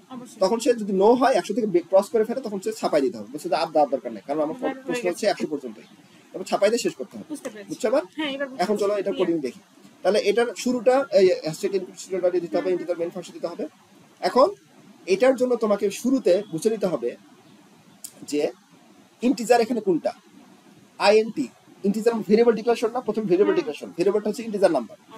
তাহলে i এর ভ্যালুটা এটা তো ফিক্সড, তাহলে তাই না? i equal to 1, তো এর তোমাকে শুরুতে বলে দিতে হবে যে ইন্টিজার i equal to 1, মানে i ইন্টিজার i, মানে i equal to 1 দিতে হবে। i equal to 1 দিবা না, শুধু i equal to i দিবা। আচ্ছা, তো মান তো দেওয়াই আছে, মান তো 1। তাহলে ইন্টিজার হচ্ছে i, ইন্টিজার হচ্ছে আমাদের i, আর সামটা কত? 0 না? 0। সামটা 0 0 নিবা। এখন এই আইটা কেন, i এর ভ্যালুটা কিন্তু চেঞ্জ হতে পারে, প্রশ্ন ভারী চেঞ্জ হতে পারে, সেজন্য সরাসরি ভ্যালু কি এখানে 3 ও হতে পারে? হ্যাঁ 3 হতে পারে, পরবর্তীতে দেখবো আমরা, একটু পরে দেখবো। তাহলে i এর ভ্যালুটা 1 আর s এর ইনিশিয়াল সামটা কত? 0। তাহলে আইটা হচ্ছে, দেখো লুপ চালানোর জন্য আমরা এটা নিয়ে নিলাম i এর ভ্যালুটা, কারণ ভিতরে কিন্তু লুপ আছে, এই যে লুপ চালানোর জন্য লুপের এখানে আমরা i নিয়ে নিলাম, এবং s টা হচ্ছে যোগফল রাখার জন্য, কারণ শুরুর যোগফলটা 0, আর শুরুতে i আমরা ধরে নিয়েছি ইন্টিজার। এখন এটা হচ্ছে আমাদের ফর লুপ অ্যাপ্লাই করব। কি লুপ? একটা লুপ না? লুপ যখন অ্যাপ্লাই করব তখন হচ্ছে ফর অ্যাপ্লাই করব, ফর লুপ। নাম শুনছো না? না শুনো নাই? নাম তো শুধু ফরই তো জানি। For loop, for loop. Loop apply করতে গেলে ফর অ্যাপ্লাই করতে হয়। লুপ যখন ব্যবহার করব তখন কি অ্যাপ্লাই করব? For loop. মানে যখনই লুপ আসবে তখন ফর অ্যাপ্লাই করব। আর কন্ডিশনের ক্ষেত্রে ইফ, আর লুপের ক্ষেত্রে ফর। আচ্ছা, ফর লুপ অ্যাপ্লাই করছি আমরা। আরেকটা লুপ আছে, পরে হোয়াইল লুপ আছে, ওটা আপাতত না, পরে শিখব। আচ্ছা ঠিক আছে। তাহলে ফর লুপ অ্যাপ্লাই করলাম। তাহলে ফর লুপের ভিতরে আমি কি অ্যাপ্লাই করব? লুপ লেখার নিয়ম। আচ্ছা, লুপ লেখার নিয়ম আগে তোমাকে একটু আলোচনা করে দিই, থাকার কথা। লুপের একটা শর্টকাট টেকনিক আছে, সেটা বলে দিচ্ছি তোমাকে, ওয়েট করো। এই যে পাওয়া গেছে। ফর লুপ লেখার নিয়ম হচ্ছে তুমি আইসিইউ মনে রাখবা। ফর লুপের ক্ষেত্রে কিন্তু কোনো এরকম চিহ্ন হবে না, লুপের শেষে কিন্তু এরকম চিহ্ন নাই, দেখছো? হ্যাঁ, চিহ্ন নাই। তাহলে ফর লুপ ফার্স্ট ভাগের ভিতরে কন্ডিশন আর লুপ, এগুলো শেষে কিন্তু ওই চিহ্ন দেওয়া যাবে না, একদমই দেওয়া যাবে না। তাহলে নাম্বার 1 নাম্বার হয়তো কাটা হবে, সব নাম্বার কাটা হবে না। এখন এই লুপের লেখার নিয়ম হচ্ছে, তুমি মনে রাখবা, আমরা অনেক সময় অনেক রোগীরা আইসিইউতে ভর্তি হয় না? আইসিইউতে ভর্তি হয়, সে আইসিইউ মনে রাখবা। আই মানে হচ্ছে ইনিশিয়ালাইজেশন, শুরুর ভ্যালুটা। আই মানে হচ্ছে ইনিশিয়ালাইজেশন, শুরু। সি তে হচ্ছে কন্ডিশন, মানে কন্ডিশন থাকলে কন্ডিশন অ্যাপ্লাই করবে। আর ইউতে হচ্ছে আপডেশন মানে কত করে বাড়তিছে, মানে কি আপডেট হতে থাকে, কত করে আপডেট হচ্ছে, আপডেশন। তাহলে আইসিইউ মনে রাখবা। পরে তাহলে প্রতিটা শেষে কিন্তু এরকম ফুল স্টপ দিয়ে কমা দিতে হবে মাঝখানে প্রতিটা লেখার পর। এখন এখানে ফরের ইনিশিয়ালাইজেশন কত? আমি ইনিশিয়ালাইজেশন i equal to 1 থেকে শুরু করছি না? তাহলে ইনিশিয়ালাইজেশন i equal to 1, তারপরে এই চিহ্ন দিয়ে দিছি। তারপরে সি থেকে কন্ডিশন না? কন্ডিশন কি i less than equal to 100 না? তাহলে i less than equal to 100। Less than equal কিন্তু এভাবে লেখা যাবে না প্রোগ্রামে, লেস দেন ইকুয়াল দিতে হবে, এটা দাও। হ্যাঁ, এই যে লেস দেন ইকুয়াল। আচ্ছা ঠিক আছে। আর আমরা লিখি কিভাবে? এই যে লেস দেন ইকুয়াল। হ্যাঁ, লেস দেন ইকুয়াল। তাহলে কম্পিউটার বুঝবে লেস দেন ইকুয়াল এত 100। আচ্ছা, তারপরে এই চিহ্ন দিয়ে দিলাম। আপগ্রেশন কত করে বাড়তেছে দেখো, বুঝাই। আপগ্রেশন কি? i এর ভ্যালুটা i equal to i plus 1 না? 1 করে বাড়তেছে না? এই i প্লাস প্লাস মানে হচ্ছে এক করে বাড়তেছে। ও, আর যদি এখানে 3টা থাকতো তাহলে কি আরো 3টা প্লাস? ওটা আমি শেখাচ্ছি একটু পরে। আচ্ছা, আছে সবই আসবে ধীরে ধীরে আসবে, আমি জানি। তাহলে অনেকগুলো আছে। অনেকগুলো বলতে এটারই জাস্ট 2-3 করে বাড়ানো, 4 করে বাড়ানো কি হয় তখন শেখাচ্ছি। তাহলে এটা কত করে বাড়তেছে? 1 করে বাড়তেছে। তাহলে i প্লাস প্লাস মানে কত? 1 করে বাড়া শুরু করলাম, ঠিক আছে? আর তারপরে কি সূত্র অ্যাপ্লাই আছে না? তাহলে ফর লুপ তো শেষ, লুপ অ্যাপ্লাই করা শেষ, এখন সূত্র দিতে হবে। সূত্র ফর লুপের পরে এই সূত্রটা দিয়ে দিতে হবে, এই সূত্র অ্যাপ্লাই করব। সেটা কত? s = s + i। তারপরে ছাপাই দিতে হবে, প্রিন্টএফ দিয়ে ছাপাই দিতে হবে, s টা এসবার থেকে রিটার্ন শেষ করতে হবে, বুঝছো? আরেকটা দেখাই। তাহলে দেখো এই দেখো এ 1 থেকে 100 পর্যন্ত তুমি এই কোডিংটা লেখো না, এই কোডিং লিখলে সে শুধু অ্যানসার দেয়া হবে, কারণ আমাকে তো কোনো ইনপুট নিতে হচ্ছে না এখানে, কোনো ইনপুট নিতে হচ্ছে না, শুধু এটা যোগফল দেখাতে হবে না, শুধু আউটপুট দেখাতে হবে। তাহলে এই কোডিং লিখে দিলে স্ক্রিনে সরাসরি 5050 আসবে, অর্থাৎ এটা হচ্ছে 1 থেকে 100 পর্যন্ত যোগফল 5050। আচ্ছা, এখন আসো যে এই যে একটু আগে জিজ্ঞাসা করলো স্যার i এর ভ্যালু 1 করে বাড়লে আমি এভাবে লিখতে পারি, i = i + 1 হলে i ++ লেখা যায়। আচ্ছা, আচ্ছা, এটাকে এভাবে লেখা যায়, i = i + 1 কে i + 1, এটা মানে i এর ভ্যালুটা 1 করে বাড়তেছে। ওকে, আর i এর ভ্যালু যদি 2 করে বাড়ে তাহলে i + = 2, i + 2 i + মানে 2 2 করে বাড়লে 2 করে বাড়তেছে। আচ্ছা, ঠিক আছে। i এর ভ্যালু যদি 3 করে বাড়ে তাহলে i + = 3, 3 i এর ভ্যালু যদি 10 করে বাড়ে i + = 10, বুঝছো? বুঝতে পেরেছি। এইভাবে মনে রাখতে কিন্তু হবে। স্যার খালি মনে রাখবা এখানে কিভাবে, দাঁড়া আমি শিখাই, তুমি টেকনিক শিখাই দিই। তুমি মনে রাখবা যে আচ্ছা কত করে বাড়তেছে, এটা বাড়তেছে তাহলে i প্লাস মানে বাড়া, প্লাস মানে বাড়া, আর অবশ্যই। ইকুয়াল কত করে বাড়তেছে? 10 করে, 10 এভাবে মনে রাখবা। প্লাস ইকুয়াল মনে রাখতে পারবে না, খালি মনে রাখবা আচ্ছা বাড়া মানে তো প্লাস, তাহলে i প্লাস তারপর ইকুয়াল তে 3, তার 3 করে বাড়তেছে। টেকনিক তোমাকে ফলো করতে হবে, সেটা এক একজন এক এক টেকনিক। আমি একরকম টেকনিক মনে রাখি, তুমি একরকম টেকনিক মনে রাখো, তবে হ্যাঁ টেকনিক আবিষ্কার করা যায়, তুমি আবিষ্কার করতে পারবে, তোমার জন্য কোনটা সুইটেবল সেটা তুমি জানো। যেমন আইসি কিন্তু কেউ কোথাও বলে নাই, আমি নিজে আবিষ্কার করছি যে আচ্ছা এটা ছেলেবেলা তো মনে রাখতে পারে না যে এখানে ইনিশিয়ালাইজেশন, কন্ডিশন, আপগ্রেডেশন মনে থাকতে পারে, তাহলে মনে রাখ আচ্ছা এখানে তো ইনিশিয়াল ভ্যালু প্রথম ভ্যালুটা আই, তারপর সি, তারপর ডি, তাহলে ঠিক না আইসিইউ তো সবাই ভর্তি, এটা তো সবাই স্টুডেন্ট মনে রাখতে পারবে। এটা দেখো আমি তোমাদের জন্য এটা বের করে ফেলছি, তুমি আবার তোমার জন্য কোন একটা টেকনিক, ধর আমি একটা পড়াই দিলাম, তুমি ভাবছো সেটা তোমার মনে থাকতেছে না, তাহলে কি করা যায়? একটা টেকনিক বের করে দাও, কোনোভাবে মনে রাখতে পারি কিনা, একটা শর্ট ফর্ম বা এটা ফর্ম, তখন তুমি একটা শর্ট ফর্ম আবিষ্কার করে নিয়ে করলা। আমি কিন্তু এটা করতাম না, অ্যাডমিশন করছি, ভার্সিটিতে করছি, বড় বড় থিওরি, ইঞ্জিনিয়ারিং বড় বড় থিওরি আছে, বড় বড় ফর্মুলা আছে, এমন মনে থাকে না। যত রকম টেকনিক ওই শর্ট ফর্ম দিয়ে দিয়ে মনে রাখে, পরীক্ষার হলে ওটা হ্যাঁ মনে পড়ছে লিখে দিচ্ছি। সূত্র বড় বড় সূত্র আছে, ধরো এরকম সূত্র আছে, তোমার ভাই মনে পড়ছে, তুমি দেখালাম না সেটা, এই যে E5NZ লেখা দিচ্ছি, ধরো এই যে ধরো ব্যাক ইএমএফ ইবি, ধরো এই যে মোটরের ব্যাক ইএমএফ P5ZN/60, তোমার ভাইয়ের সাথে দেখাইছিল, এটা হচ্ছে মোটরের ইন্ডাকশন মোটর, আমাদের তোমার বাসায় মোটর আছে না, এটা ইন্ডাকশন মোটর, এটা ইলেকট্রিক তৈরি করে, ভিতরে কয়েল থাকে, কয়েল কিভাবে কাজ করবে, কতটুকু ইএমএফ তৈরি হবে, কত বিদ্যুৎ জেনারেট করতেছে, কতটুকু পাওয়ার আছে এটার, কতটুকু পানি তুলতে পারবে, ইলেকট্রিক ইঞ্জিনিয়ার ক্যালকুলেশন করে দিয়ে দেয়।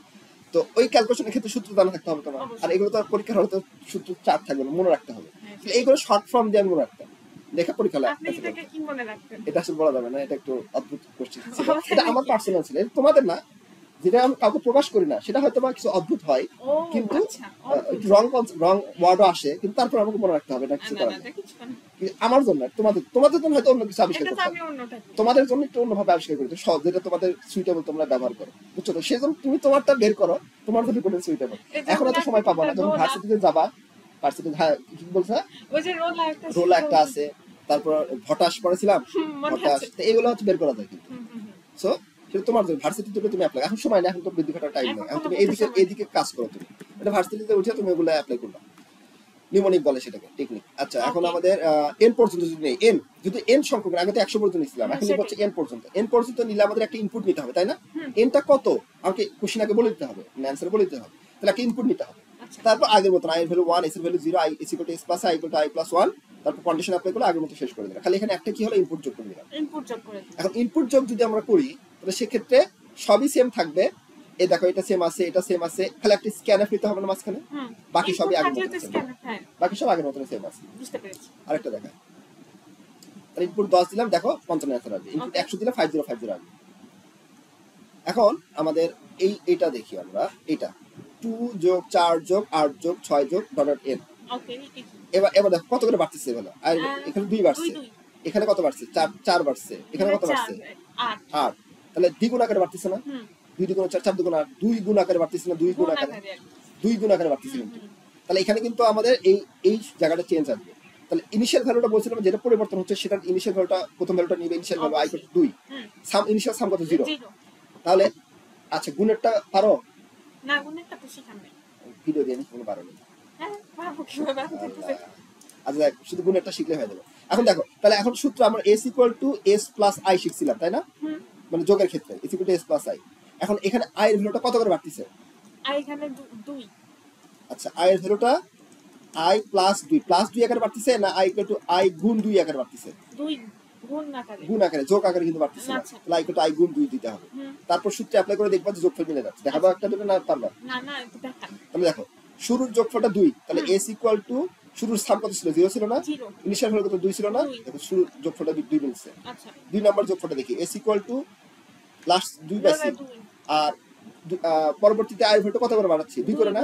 2 গুণ করে বাড়ছি। তাহলে ইনিশিয়াল ছিল 2, এখন 2 দিয়ে গুণ কত হবে? 4। তাহলে 4 আর 2 6, দেখো প্রথম যোগফলটা 4 আর 2 6 মিলছে। পরেরটা মিলবে, তারপরটা মিলবে, তারপরটা মিলবে। তাহলে এখানে i এর ভ্যালু নট 2 এখানে যোগ আকারে বাড়তেছে, গুণ আকারে বাড়তেছে। তাহলে কোশ্চেন কিন্তু হুবহু কমন পাবা না, এটা কিন্তু তোমাকে অ্যানালাইসিসের উপর ডিপেন্ড করবে, তুমি বুঝছো কিনা। দেখাচ্ছি আরো। জানি স্যার, সবকিছু অ্যানালাইসিস করতে হয়। হ্যাঁ, হুবহু কমন কিন্তু পাবা না। আর এটার কোডিং এ যাই। কমন নাই একদম। তাহলে শুরু একই রকম আগের মতো এই পর্যন্ত ঠিক আছে, i = 1 n = n। এখন দেখো i = 1 ছিল, আগেটা কিন্তু s = 0 ছিল, এখন কিন্তু আরেকটি ইনপুট n চলে আসছে কিন্তু। তাহলে n টা কিন্তু এখানে ভেরিয়েবল, তাহলে আগে ডিক্লারেশন করে দিছি। তাহলে i ইন্টিজার i নিব, n নিব এবং s = 0 বলে দিব। আচ্ছা। তারপর আগের মতনই স্ক্যানফ ইনপুট নিয়ে নিলাম, আগের মতনই সেম টু সেম। এখানে দেখো এই যে এই কন্ডিশনের ক্ষেত্রে আমাদের কি ছিল? ফর লুপ অ্যাপ্লাই করছিলাম, initialization i = 2, condition i <= n। তারপর i এর ভ্যালুটা কত করে? গুণ আকারে বাড়তেছে না? তাহলে i = i * 2 দিবা। 2 গুণ আকারে। ওই যে গুণ তো চিহ্ন দেওয়া থাকে। তারপরে এটা দিলে তারপরে এটা দিবা, শেষ। বুঝছো? বুঝেছি। আচ্ছা, এটা কি পারবা? এটা পারবা না। এগুলো করছিলা, এগুলো ফ্লোচার্ট পারো? স্কয়ারে? এটা হ্যাঁ, ফ্লোচার্ট। তাহলে এক কাজ করে, এটা আরেকটা ক্লাস নেই, আজকে ওকে। বেশি লোড হয়ে যাবে। আর একটা ক্লাস নিলেও হবে, বা এটা শেষ করে দেওয়া যেতে পারে। চলো আরেকটু কষ্ট করো, ঠিক আছে? না, সমস্যা নেই। আরেকটু কষ্ট করো। ঠিক আছে। এখন দেখো, তাহলে এখন তাহলে এইটার যোগফলটা আমরা দেখি। Serial 2 to the power 1, 2 to the power 2, 2 to the power 3 power আকারে আছে। তাহলে এটা প্রথমে আমাদের ফ্লো চার্টটা দেখি। যেহেতু 2 টু দি পাওয়ার n আছে, তাহলে n সংখ্যক না? n সংখ্যক। তাহলে n সংখ্যক হলে আমাদের একটা ইনপুট নিতে হবে। ইনপুট নিতে হবে। ঘুরছে। এই যে ঘুরে ঘুরে বেড়াচ্ছে। তাহলে কি করতে হবে? শুরু এবং শেষ আছে একটা, তাহলে শুরু এবং শেষ নিলাম এবং ইনপুট একটা নিতে হবে। n সংখ্যক একটা ইনপুট আছে n, তাহলে n তো ইনপুট নিতে হবে। n, তাহলে একটা ইনপুট n নিতে হবে। কত পর্যন্ত দিবা? তো ইনপুট n নিতে হবে। হ্যাঁ, কারণ তুমি n না যদি নাও তো কত পর্যন্ত? n পর্যন্ত মানে অসীম পর্যন্ত চলতে থাকবে, থামাতে হবে না? থামাতে জন্য একটা ইনপুট নিতে হবে। যদি এখানে 2 টু দি পাওয়ার 10 থাকতো তাহলে তার বল লাগতো না, n তো নেওয়া লাগতো না। তো ইনপুট নিয়ে নিলাম। আচ্ছা। তারপর ইনিশিয়াল ভ্যালু কোনটা ধরে নিবা? যেটা বলছিলাম যেটা চেঞ্জ হচ্ছে, প্রথমটা না, যেটা চেঞ্জ হচ্ছে। এখানে 1 2 3 4 5 এটা চেঞ্জ হচ্ছে না? ইনিশিয়াল ভ্যালু ওই নট টু 1 কে ধরে নিতে হবে। বুঝছো? কারণ আই এর ভ্যালুটা আমরা বৃদ্ধি করব, চেঞ্জ হলে কি বাড়ে বা কমে না? তাহলে এখানে বাড়তিছে কোনটা? এই যে উপরের পাওয়ারটা বাড়তিছে না কমছে, তাহলে ইনিশিয়াল ভ্যালুটা ওই উপরের পাওয়ারটাকে ধরে নিতে হবে 1। ঠিক আছে? সাম তো সবার প্রথমে 0ই থাকে, তাহলে সাম = 0 ধরে নিলাম। এখন কন্ডিশন অ্যাপ্লাই করতে হবে। কন্ডিশন কি আমরা শিখছিলাম কি? s = s + i শিখছিলাম।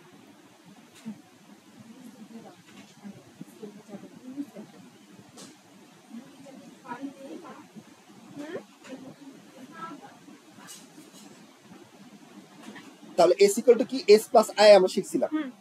এখন এটা অ্যাপ্লাই করলে প্রবলেম কোথায়? প্রবলেম হচ্ছে দেখো, 2 কিন্তু সবার কাছে ফিক্সড আছে, 2 কিন্তু সবার যোগের মধ্যেই আছে, 2 কিন্তু চেঞ্জ হচ্ছে না, শুধু পাওয়ারটা চেঞ্জ। তাহলে আমি লিখব হচ্ছে s = s + 2 to the power 2 fixed, এটা ফিক্সড, সামনে উপরে i, এই iটা চেঞ্জ হচ্ছে। মানে উপরে কি আইটা দিতে হবে? শুধু i 2 টু দি পাওয়ার iটা দিতে হবে, যেটা চেঞ্জ হচ্ছে সেটা দিতে হবে। 2 তো এখানে যোগের সবার ক্ষেত্রেই আছে, সেজন্য 2টা 2ই থাকবে। তাহলে iটা চেঞ্জ হচ্ছে। আর i এর ভ্যালু কত করে বাড়তিছে? i = i + 1 এক করে বাড়তিছে। বুঝছো? এখন তুমি অ্যাপ্লাই করে দেখবা এটা মিলে যাবে। একটা অ্যাপ্লাই করে দেখাই। তাহলে প্রথমটা মিলাই দেখাই। তাহলে প্রথম সাম = 0, তাহলে s = 0 + 2 টু দি পাওয়ার 1, তাহলে দেখো 2 মিলছে। 2 মিলছে। 2 টু দি পাওয়ার মানে 2। দ্বিতীয়টা দেখাই, s = 2 + i এর ভ্যালুটা 1 বাড়বে, তাহলে 2 টু দি পাওয়ার 2, তাহলে কত? 2 × 4, 4 দিয়ে 6, তাহলে এই 2 × 4, 4 দিয়ে 6 মিলছে। তাহলে এভাবে কিন্তু এটা মিলে গেছে। তাহলে একটু চেক করে দেখবা, সূত্রটা লেখার পরে চেক করে দেখবা। তারপরে i <= n, যদি এটা সত্য হয় এটা করতেই থাকবে, এই লুপ চালাতেই থাকবে, আর মিথ্যা হলে ছাপাই দিবে, এটা শেষ করে দিবে। এখন তাহলে আমরা এটাকে জাস্ট একটু কি করি? কোডিং এ অ্যাপ্লাই করি। আর এটা অ্যালগরিদম তো বুঝোই। হ্যাঁ, সেটা। এখন কোডিং এ গেতে শুরু এত দিলাম। এখন এখানে কি এই জিনিসটাকে two to the power I আছে, পাওয়ার আকারে আছে, পাওয়ার পিও ডাব্লিউ। এটাকে তুমি এইভাবে লিখতে পারো, আরেকটা নিয়মে লেখা যায়। আপাতত পাওয়ার আকারে শিখো। Two to the power I আছে না, তাহলে ম্যাথমেটিক্যাল পাওয়ার কোডিং এ লেখার ক্ষেত্রে পিও ডাব্লিউ অ্যাপ্লাই করতে হয়। কি অ্যাপ্লাই করতে হয়? পাওয়ারের পিও ডাব্লিউ, পাও। তাহলে প্রথমে ইন্টিজার দিয়ে শুরু করা, সেকেন্ড ম্যাথে শুরু করলা, তাহলে তো এটা তো ম্যাথ ডট এইচ আছে। হ্যাঁ ম্যাথ ডট এই দেখো, এই বুঝতে পারছি, আর ভুলে গেছিলাম, মনে করে দিচ্ছি, ম্যাথ ডট এইচ দিয়ে দিলাম, ঠিক আছে। তারপর ইন্টিজার মেইন ফাংশন দিলা, সেকেন্ড ব্র্যাকেট শুরু করলা। এখন ইন্টিজার এখানে এনটা একটা ভেরিয়েবল, আই একটা ভেরিয়েবল, আবার এস ইকুয়াল টু 0 একটা ভেরিয়েবল, তাই না? তাহলে সবই বলে নিলাম, I equal to N comma I, তারপর ইন্টিজার এস কমা 0। এক লাইনে লিখলেও হবে, দুই লাইনে লিখলেও হবে। এখানে তো এক লাইনে লিখলেও তো এক লাইনে লিখলে হবে, এক লাইনে লিখে দিবা, এটা লিখে দিলাম, ঠিক আছে। আগেটা কিন্তু এক লাইনে ছিল, এক লাইনে লিখলাম। তারপরে কি আমার ইনপুট আছে না, ইনপুট, হ্যাঁ, এই যে scanf percentage D comma and N লিখতে হবে। তারপর কি একটা লুপ না, for loop. For loop initialization কত, i = 1, কন্ডিশন কত, i <= n, আর বাড়াচ্ছে কত করে, এক করে বাড়াচ্ছে না, তাহলে i++ অথবা i = 1 দিলে। তবে এখানে কিন্তু ওই চিহ্ন হবে না, বুঝছো? হ্যাঁ, বুঝেছি। তারপরে সূত্র কি, s = s + 2 to the power i। এটাকে লিখতে হবে, এই দেখো, s = s + 2 to the power i কিভাবে লিখতে হবে, s = s প্লাস, এই সূত্রটা এটা, s = s+। ও আচ্ছা, হ্যাঁ, তাহলে s = s + 2 to the power i না, পাওয়ারকে লিখতে হয় হচ্ছে পিও ডাব্লিউ লিখতে হয়, পাও। পাওয়ার দিয়ে প্রথমে 2 আছে, তাহলে 2 লিখবা, পাওয়ার পরে লিখবা। তাহলে আবার বুঝাই দিই, ধরো a two the power b আছে, a two the power b আছে, তুমি কি লিখবা, পিও ডাব্লিউ, প্রথমে এই সংখ্যাটা লিখবা a, তারপর কমা দিয়ে পাওয়ারটা লিখবা, পাওয়ারটা লিখো। তাহলে a two the power b, পাওয়ার এইভাবে লেখা মানে a two the power b আসবে। আচ্ছা, এখানে আবার i ও তো আছে। হ্যাঁ, এখন তাহলে দেখো, এই দেখো, s = s + 2 to the power i হচ্ছে আমার সূত্র, আবার বুঝো, s = s + 2 to the power i। এটাকে আমি লিখবো হচ্ছে এইভাবে, তাহলে s = s প্লাস পাওয়ার পিও ডাব্লিউ, পাওয়ার দিলাম, তারপর ব্র্যাকেট শুরু করলাম, সবার প্রথমে ভ্যালুটা লিখলাম, পাওয়ারটাকে কমা দিয়ে i লিখলাম। এটা লেখা মানে যেটা, এটা লেখা মানে এটা, বুঝতে পেরেছি, বুঝছো? তাহলে এটা লিখে দিলাম, লেখার পর এই যে চিহ্ন দিয়ে দিলাম। তারপর কি আমার আছে হচ্ছে এই প্রিন্টএফ, তাই না? প্রিন্টএফ, তাহলে আমি এই প্রিন্টএফ মানে কি ছাপাবো, কি ছাপাবো, সামের মানটা ছাপাবো, বুঝছো? হ্যাঁ, ওই যে প্রিন্টএফ মানে s এর মানটা ছাপাবো। তাহলে প্রিন্ট ফলাফল এখানে কি সাম equal to percentage D slash n। এখানে আবার ভাগ কেন? এখানে তো এটা থাকার কথা না, এখানে এটা বাদ দেখাচ্ছি, এটা দিতে হবে না, পার্সেন্টেজ ডি স্ল্যাশ n না দিলেও হবে, শুধু পার্সেন্টেজ ডি দিবা, বুঝছো? শুধু পার্সেন্টেজ ডি দিবা, এই যে অ্যাপোস্ট্রফি চিহ্ন, পার্সেন্টেজ ডি কমা s, এগুলো সব বাদ পড়বে। এটা আমি ঠিক করে দেব, ঠিক আছে? আমি ঠিক করে দেন না, তারপর ক্যাশ লাগে, আমি যখন পিডিএফ পাঠাবো না, এটা আমি ঠিক করে দেব। এটা থাকবে না, এটা দিলে হবে, না দিলে হবে, কিন্তু এটা থাকবে না, তোমাদের এভাবে শেখাই যাবে, সেজন্য তোমাদের যেটুকু দরকার সেটুকুই করো। আচ্ছা, তাহলে এই প্রিন্টটা কাছে ছাপাবো, s কে ছাপাবো, s হচ্ছে একটা ইন্টিজার নাম্বার, তাহলে পার্সেন্টেজ ডি, তাহলে অ্যাপোস্ট্রফি পার্সেন্টেজ ডি কমা s হয়ে গেল। তারপরে আমরা রিটার্ন দিব, শেষ, বুঝছো? বুঝেছি। চলো আরেকটা দেখো। এখন এটা আমাদের প্রথমে সূত্র অ্যাপ্লাই করতে হবে, সূত্র ঠিক করতে হবে। তাহলে প্রথমে ইনিশিয়াল ভ্যালু কত ধরবো বলো, i টু দি পাওয়ার 1 আছে, i টু দি পাওয়ার 1 আছে, না থাকলে 1 আছে, হ্যাঁ সেটাই। আর চেঞ্জ হচ্ছে কোনটা, উপরের পাওয়ারটা চেঞ্জ হচ্ছে না, উপরের তাহলে পাওয়ার i কোটা ইনিশিয়াল ভ্যালু 1 ধরবো, ইনিশিয়াল সাম কত 0 ধরবো। এখন s = s প্লাস, এই যে এখন i নাকি s প্লাস i আমরা জানি, এটা আমরা শিখছিলাম, s = s প্লাস i শিখছিলাম। এখন এই i টা দেখো, এই 1 টু দি পাওয়ার 1 আছে, 2 টু দি পাওয়ার 2 আছে, 3 টু দি পাওয়ার 2 আছে, তারপর 4, এখানে একটু কারেকশন আসবে রে, এখানে কারেকশন আসবে, i টু দি পাওয়ার 2 আসবে এখানে, এটা তো তাই তো ভাবছি যে i টু দি যেহেতু পাওয়ার সব 2, হ্যাঁ, i টু দি পাওয়ার 2, তাহলে সব 2 মানে i two the power 2, correction হবে কি, i এর উপর 2 দিলেও কিন্তু 2ই হয়, মানে 1ই হয়, জানো তো? হ্যাঁ জানি। i এর উপর 100 দিলেও ওই 1ই থাকে, তার মানে এখানে বাই ডিফল্ট তোমাকে 2 দিয়ে কাজ করতে হবে, বাই ডিফল্ট 2 দিয়ে কাজ করতে হবে, বুঝছো? হ্যাঁ, বুঝেছি। তাহলে এখানে আমাদের আসবে হচ্ছে এইটার পুরোটারই প্রবলেম আছে, বুঝছো? এই পুরো অ্যালগরিদম ফ্লোচার্টটা কারেকশন লাগবে, এটা বাদ, এটা পরে শিখবা, ভিডিও তো আছে, ভিডিও দেখবা যে এটা কারেকশন আসছে, আমি এটা বাদ রাখছি। চলো আরেকটা দেখো, ভিডিও দেখে এটা দেখ, এটা ঠিক আছে, এটা কারেকশন ঠিক আছে, i² + 3² + 5² + 7² + 8², এগুলো কিন্তু তোমার বোর্ডে আসছে, দেখবা। এখন এটার ইনিশিয়াল ভ্যালু কত ধরবো, i = ইনিশিয়াল ভ্যালু হচ্ছে 1 ধরবো, তাই না? কারণ 1টা চেঞ্জ হচ্ছে, দেখো 1 3 5 7 8 কত করে বাড়তেছে, 2 করে বাড়তেছে, 2 করে বাড়তেছে, তাই না? তো ইনিশিয়াল ভ্যালুটা 1, তারপর সামের ভ্যালুটা 0, তাহলে s = s প্লাস, এখন এই ইনিশিয়াল যে ভ্যালুটা তুমি ধরছো i, কত i ধরছো না, i = 1 ধরছো, এবং এই আইটা কত করে বাড়তেছে, 2 করে, তাহলে i = i + 2 লিখে দিছো, ঠিক আছে না?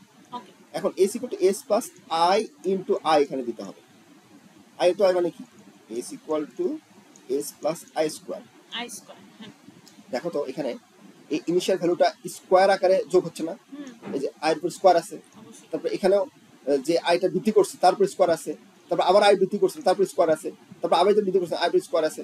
তাহলে আমাকে সূত্রে অ্যাপ্লাই করতে হবে কি s equal to s plus i into i অথবা s equal to s plus i i square। Square, i স্কয়ারটা ঠিক আছে। i square ঠিক আছে, কেন ঠিক আছে? i এর উপর স্কয়ার আকারে যোগ হচ্ছে, i এর উপর স্কয়ার আকারে যোগ হচ্ছে, i এর উপর স্কয়ার আকারে যোগ হচ্ছে, i এর উপর স্কয়ার আকারে যোগ হচ্ছে, i এর উপর স্কয়ার আকারে যোগ হচ্ছে। এখানে কি করছিলা 2 টু দি পাওয়ার সামথিং ছিল না, তাহলে 2 টু দি পাওয়ার সামথিং আকারে যোগ হচ্ছে, 2 টু দি পাওয়ার i আকারে যোগ হচ্ছে, 2 টু দি পাওয়ার i আকারে যোগ হচ্ছে, 2 টু দি পাওয়ার i আকারে যোগ হচ্ছে, 2 টু দি পাওয়ার i আকারে যোগ হচ্ছে, তাই না? আর এখানে কি আকারে যোগ হচ্ছে? এখানে যোগ হচ্ছে আমাদের i এর উপর স্কয়ার আকারে যোগ হচ্ছে, i এর উপর স্কয়ার আকারে যোগ হচ্ছে, i এর উপর স্কয়ার আকারে যোগ হচ্ছে, কারণ iটাই চেঞ্জ হচ্ছে। তাহলে এই iটা নিচে থাকবে, যেটা চেঞ্জ হচ্ছে সেটা নিচে আছে, সেটা নিচে আছে। আগেরটা কি ছিল? 2 আগেরটা কি ছিল? উপরেরটা চেঞ্জ হচ্ছিল, তাহলে সেজন্য 2 ফিক্স রেখে 2 টু দি পাওয়ার i আকারে যোগ হচ্ছে, 2 ফিক্স রেখে 2 টু দি পাওয়ার i আকারে যোগ হচ্ছে। বুঝছো? ভিডিও দেখবা আরেকবার। হ্যাঁ অবশ্যই। তাহলে এটা আমার গেল, তাহলে এটা হচ্ছে আমার কমপ্লিট। তাহলে এখন আমি কি করছি, এটা সূত্রটা লিখলাম। কি সূত্র লিখলাম? s equal to s plus i square আকারে যোগ হচ্ছে, আর এটা 2 করে বাড়তেছে, আর যেহেতু n আছে তাহলে ইনপুট নিলাম একটা, আর i less than or equal to n condition apply করলাম, তারপর লুপ অ্যাপ্লাই করলাম যে এটা সত্য হলে এটা চলতেই থাকবে, মিথ্যা হলে ছাপাই দিতে হবে। এখন তাহলে এটাকে আমরা কি করলাম, এটাকে জাস্ট আমরা অ্যাপ্লাই করব হচ্ছে ফ্লো চার্টে, মানে কোডিং এ, তাই না? চলো কোডিং কোনটা ওই যে কোশ্চেনে কোশ্চেনে ধরো এটা ফ্লো চার্ট ছিল, এই যে ফ্লো চার্ট অঙ্কন করলাম, তারপরে বিষয়টা আসলে করি। আচ্ছা। এখন তাহলে আমরা কোডিং অ্যাপ্লাই করছি যে এই যে ম্যাথ.h কেন অ্যাপ্লাই করব, পাওয়ার দিয়ে করব আমরা এটা, হ্যাঁ সেটা পাওয়ার দিয়ে করব। তাহলে ম্যাথ.h দিয়ে দিলাম, ইন্টিজার মেইন ফাংশন তৈরি করলাম। আর এখন খেয়াল রাখবা যে এটা দিলেও হবে না দিলেও হবে, কারণ দিলে অনেক সময় কোশ্চেনে প্যাচ থাকতে পারে। এটা একটা অনেক লম্বা একটা সংখ্যা, তাই না? এন এর ভ্যালু 500 কোটি হতে পারে, মানে যোগফলটা 500 কোটি পর্যন্ত যেতে পারে, অনেক বড় সংখ্যা। সেজন্য ইনফিনিটি হতে পারে, ইনফিনিটি বলা যাবে না, ধরো তুমি 1000 দিলা তাহলে 1000 কোটি অ্যান্সার আসবে। তাহলে এই যে i এর ভ্যালুটা ইন্টিজার i, এটা ছোট সংখ্যা, n এর সংখ্যাটাও তুমি 100, এটা ছোট সংখ্যা, কিন্তু যোগফল যেটা আছে সামের যে যোগফলটা এটা কিন্তু অনেক লম্বা আসতে পারে, তাই না? সেজন্য আমি লং ইন্টিজার বলতে পারি, সরাসরি ইন্টিজার দিলেও হয়, সরাসরি ইন্টিজার দিলেও হয়। লং বলতে লম্বা, অনেক বড় একটা সংখ্যা, হ্যাঁ এটা তো ঠিক, লম্বা হতে হয়, সেজন্য মানে লিখলে ভালো ভালো হয়। তাহলে লং ইন্টিজার বলা যেতে পারে। আচ্ছা, long integer s equal to 0 আমরা দিলেও হয় অ্যাকচুয়ালি, তবে স্ট্যান্ডার্ড হচ্ছে যে বড়, যেহেতু 5 কোটি পর্যন্ত আসতে পারে, 10 কোটি আসতে পারে, 100 কোটি আসতে পারে, সেজন্য বলে দিলে ভালো যে লং ইন্টিজার, তাহলে কম্পিউটার বুঝবে ভালো যে হ্যাঁ এটা তো অনেক বড় সংখ্যা, তাহলে আমাকে সেভাবে কাজ করতে হবে। আচ্ছা ঠিক আছে। তাহলে long integer s equal to 0, some initial some equal to 0 ধরে নিলাম, ঠিক আছে? আগের মতই সেম।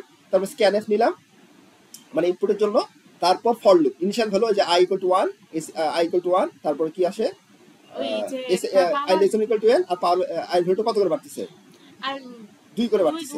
তাহলে এখানে কিন্তু কারেকশন আসবে। ঠিক কারেকশন বলতে কি, এটা আমি ক্লাসে এমন ভাবে স্লাইডেরই করছি যাতে করে আমি ভুল দেখাবো, স্টুডেন্ট বলে দিবে কোথায় ভুল। আচ্ছা, এটা কিন্তু আগেরটাই হুবহু কপি করে এখানে রাখছি, এই কোডিংটাই এখানে কপি করে রাখছি। আমি কোশ্চেন জিজ্ঞাসা করতাম স্টুডেন্টদের, বলো তো এই কোডিং এর কোথায় ভুল আছে, এবং গোল্লাও দিয়ে রাখছি যাতে সে ধরতে পারে। তাহলে এখানে i এর ভ্যালুটা কত হবে, ইনিশিয়াল ভ্যালু ঠিকঠাকই আছে, ইনিশিয়াল ভ্যালুটা কত 1, কিন্তু i less than equal to n, R i এর ভ্যালুটা এখানে i plus equal 2, i plus equal 2 হবে, এটা সবচেয়ে বেশি সুবিধা, i প্লাস ইকুয়াল টু 2, আর প্লাস ওখানে 1 করে বাড়তেছে, কিন্তু 1 করে বাড়তেছে, কিন্তু ঠিক করতে হবে। আর s equal to s plus power, পাওয়ারের পর i, তারপর 2 দিতে হবে, তাহলে i স্কয়ার দেখাবে। তারপর মানে কমা দিতেই হবে যখন পাওয়ারটা থাকবে। তারপর প্রিন্টএফ, আর লং ইন্টিজার যেহেতু আগে বলেছি লং ইন্টিজার সামের ভ্যালুটা, তাহলে লং ইন্টিজার জন্য ld লিখতে হয়। এন্ড ন্যাচারাল জন্য পার্সেন্টেজ d শিখছো না, এখানে পার্সেন্টেজ ld দিতে হয়, লং ইন্টিজার। তারপর লং ইন্টিজার লং মানে বড় সংখ্যা, বড় লং সংখ্যা, তারপর আগের মতন হবে অবশ্যই আছে। কি বুঝলা, বুঝছো? হ্যাঁ।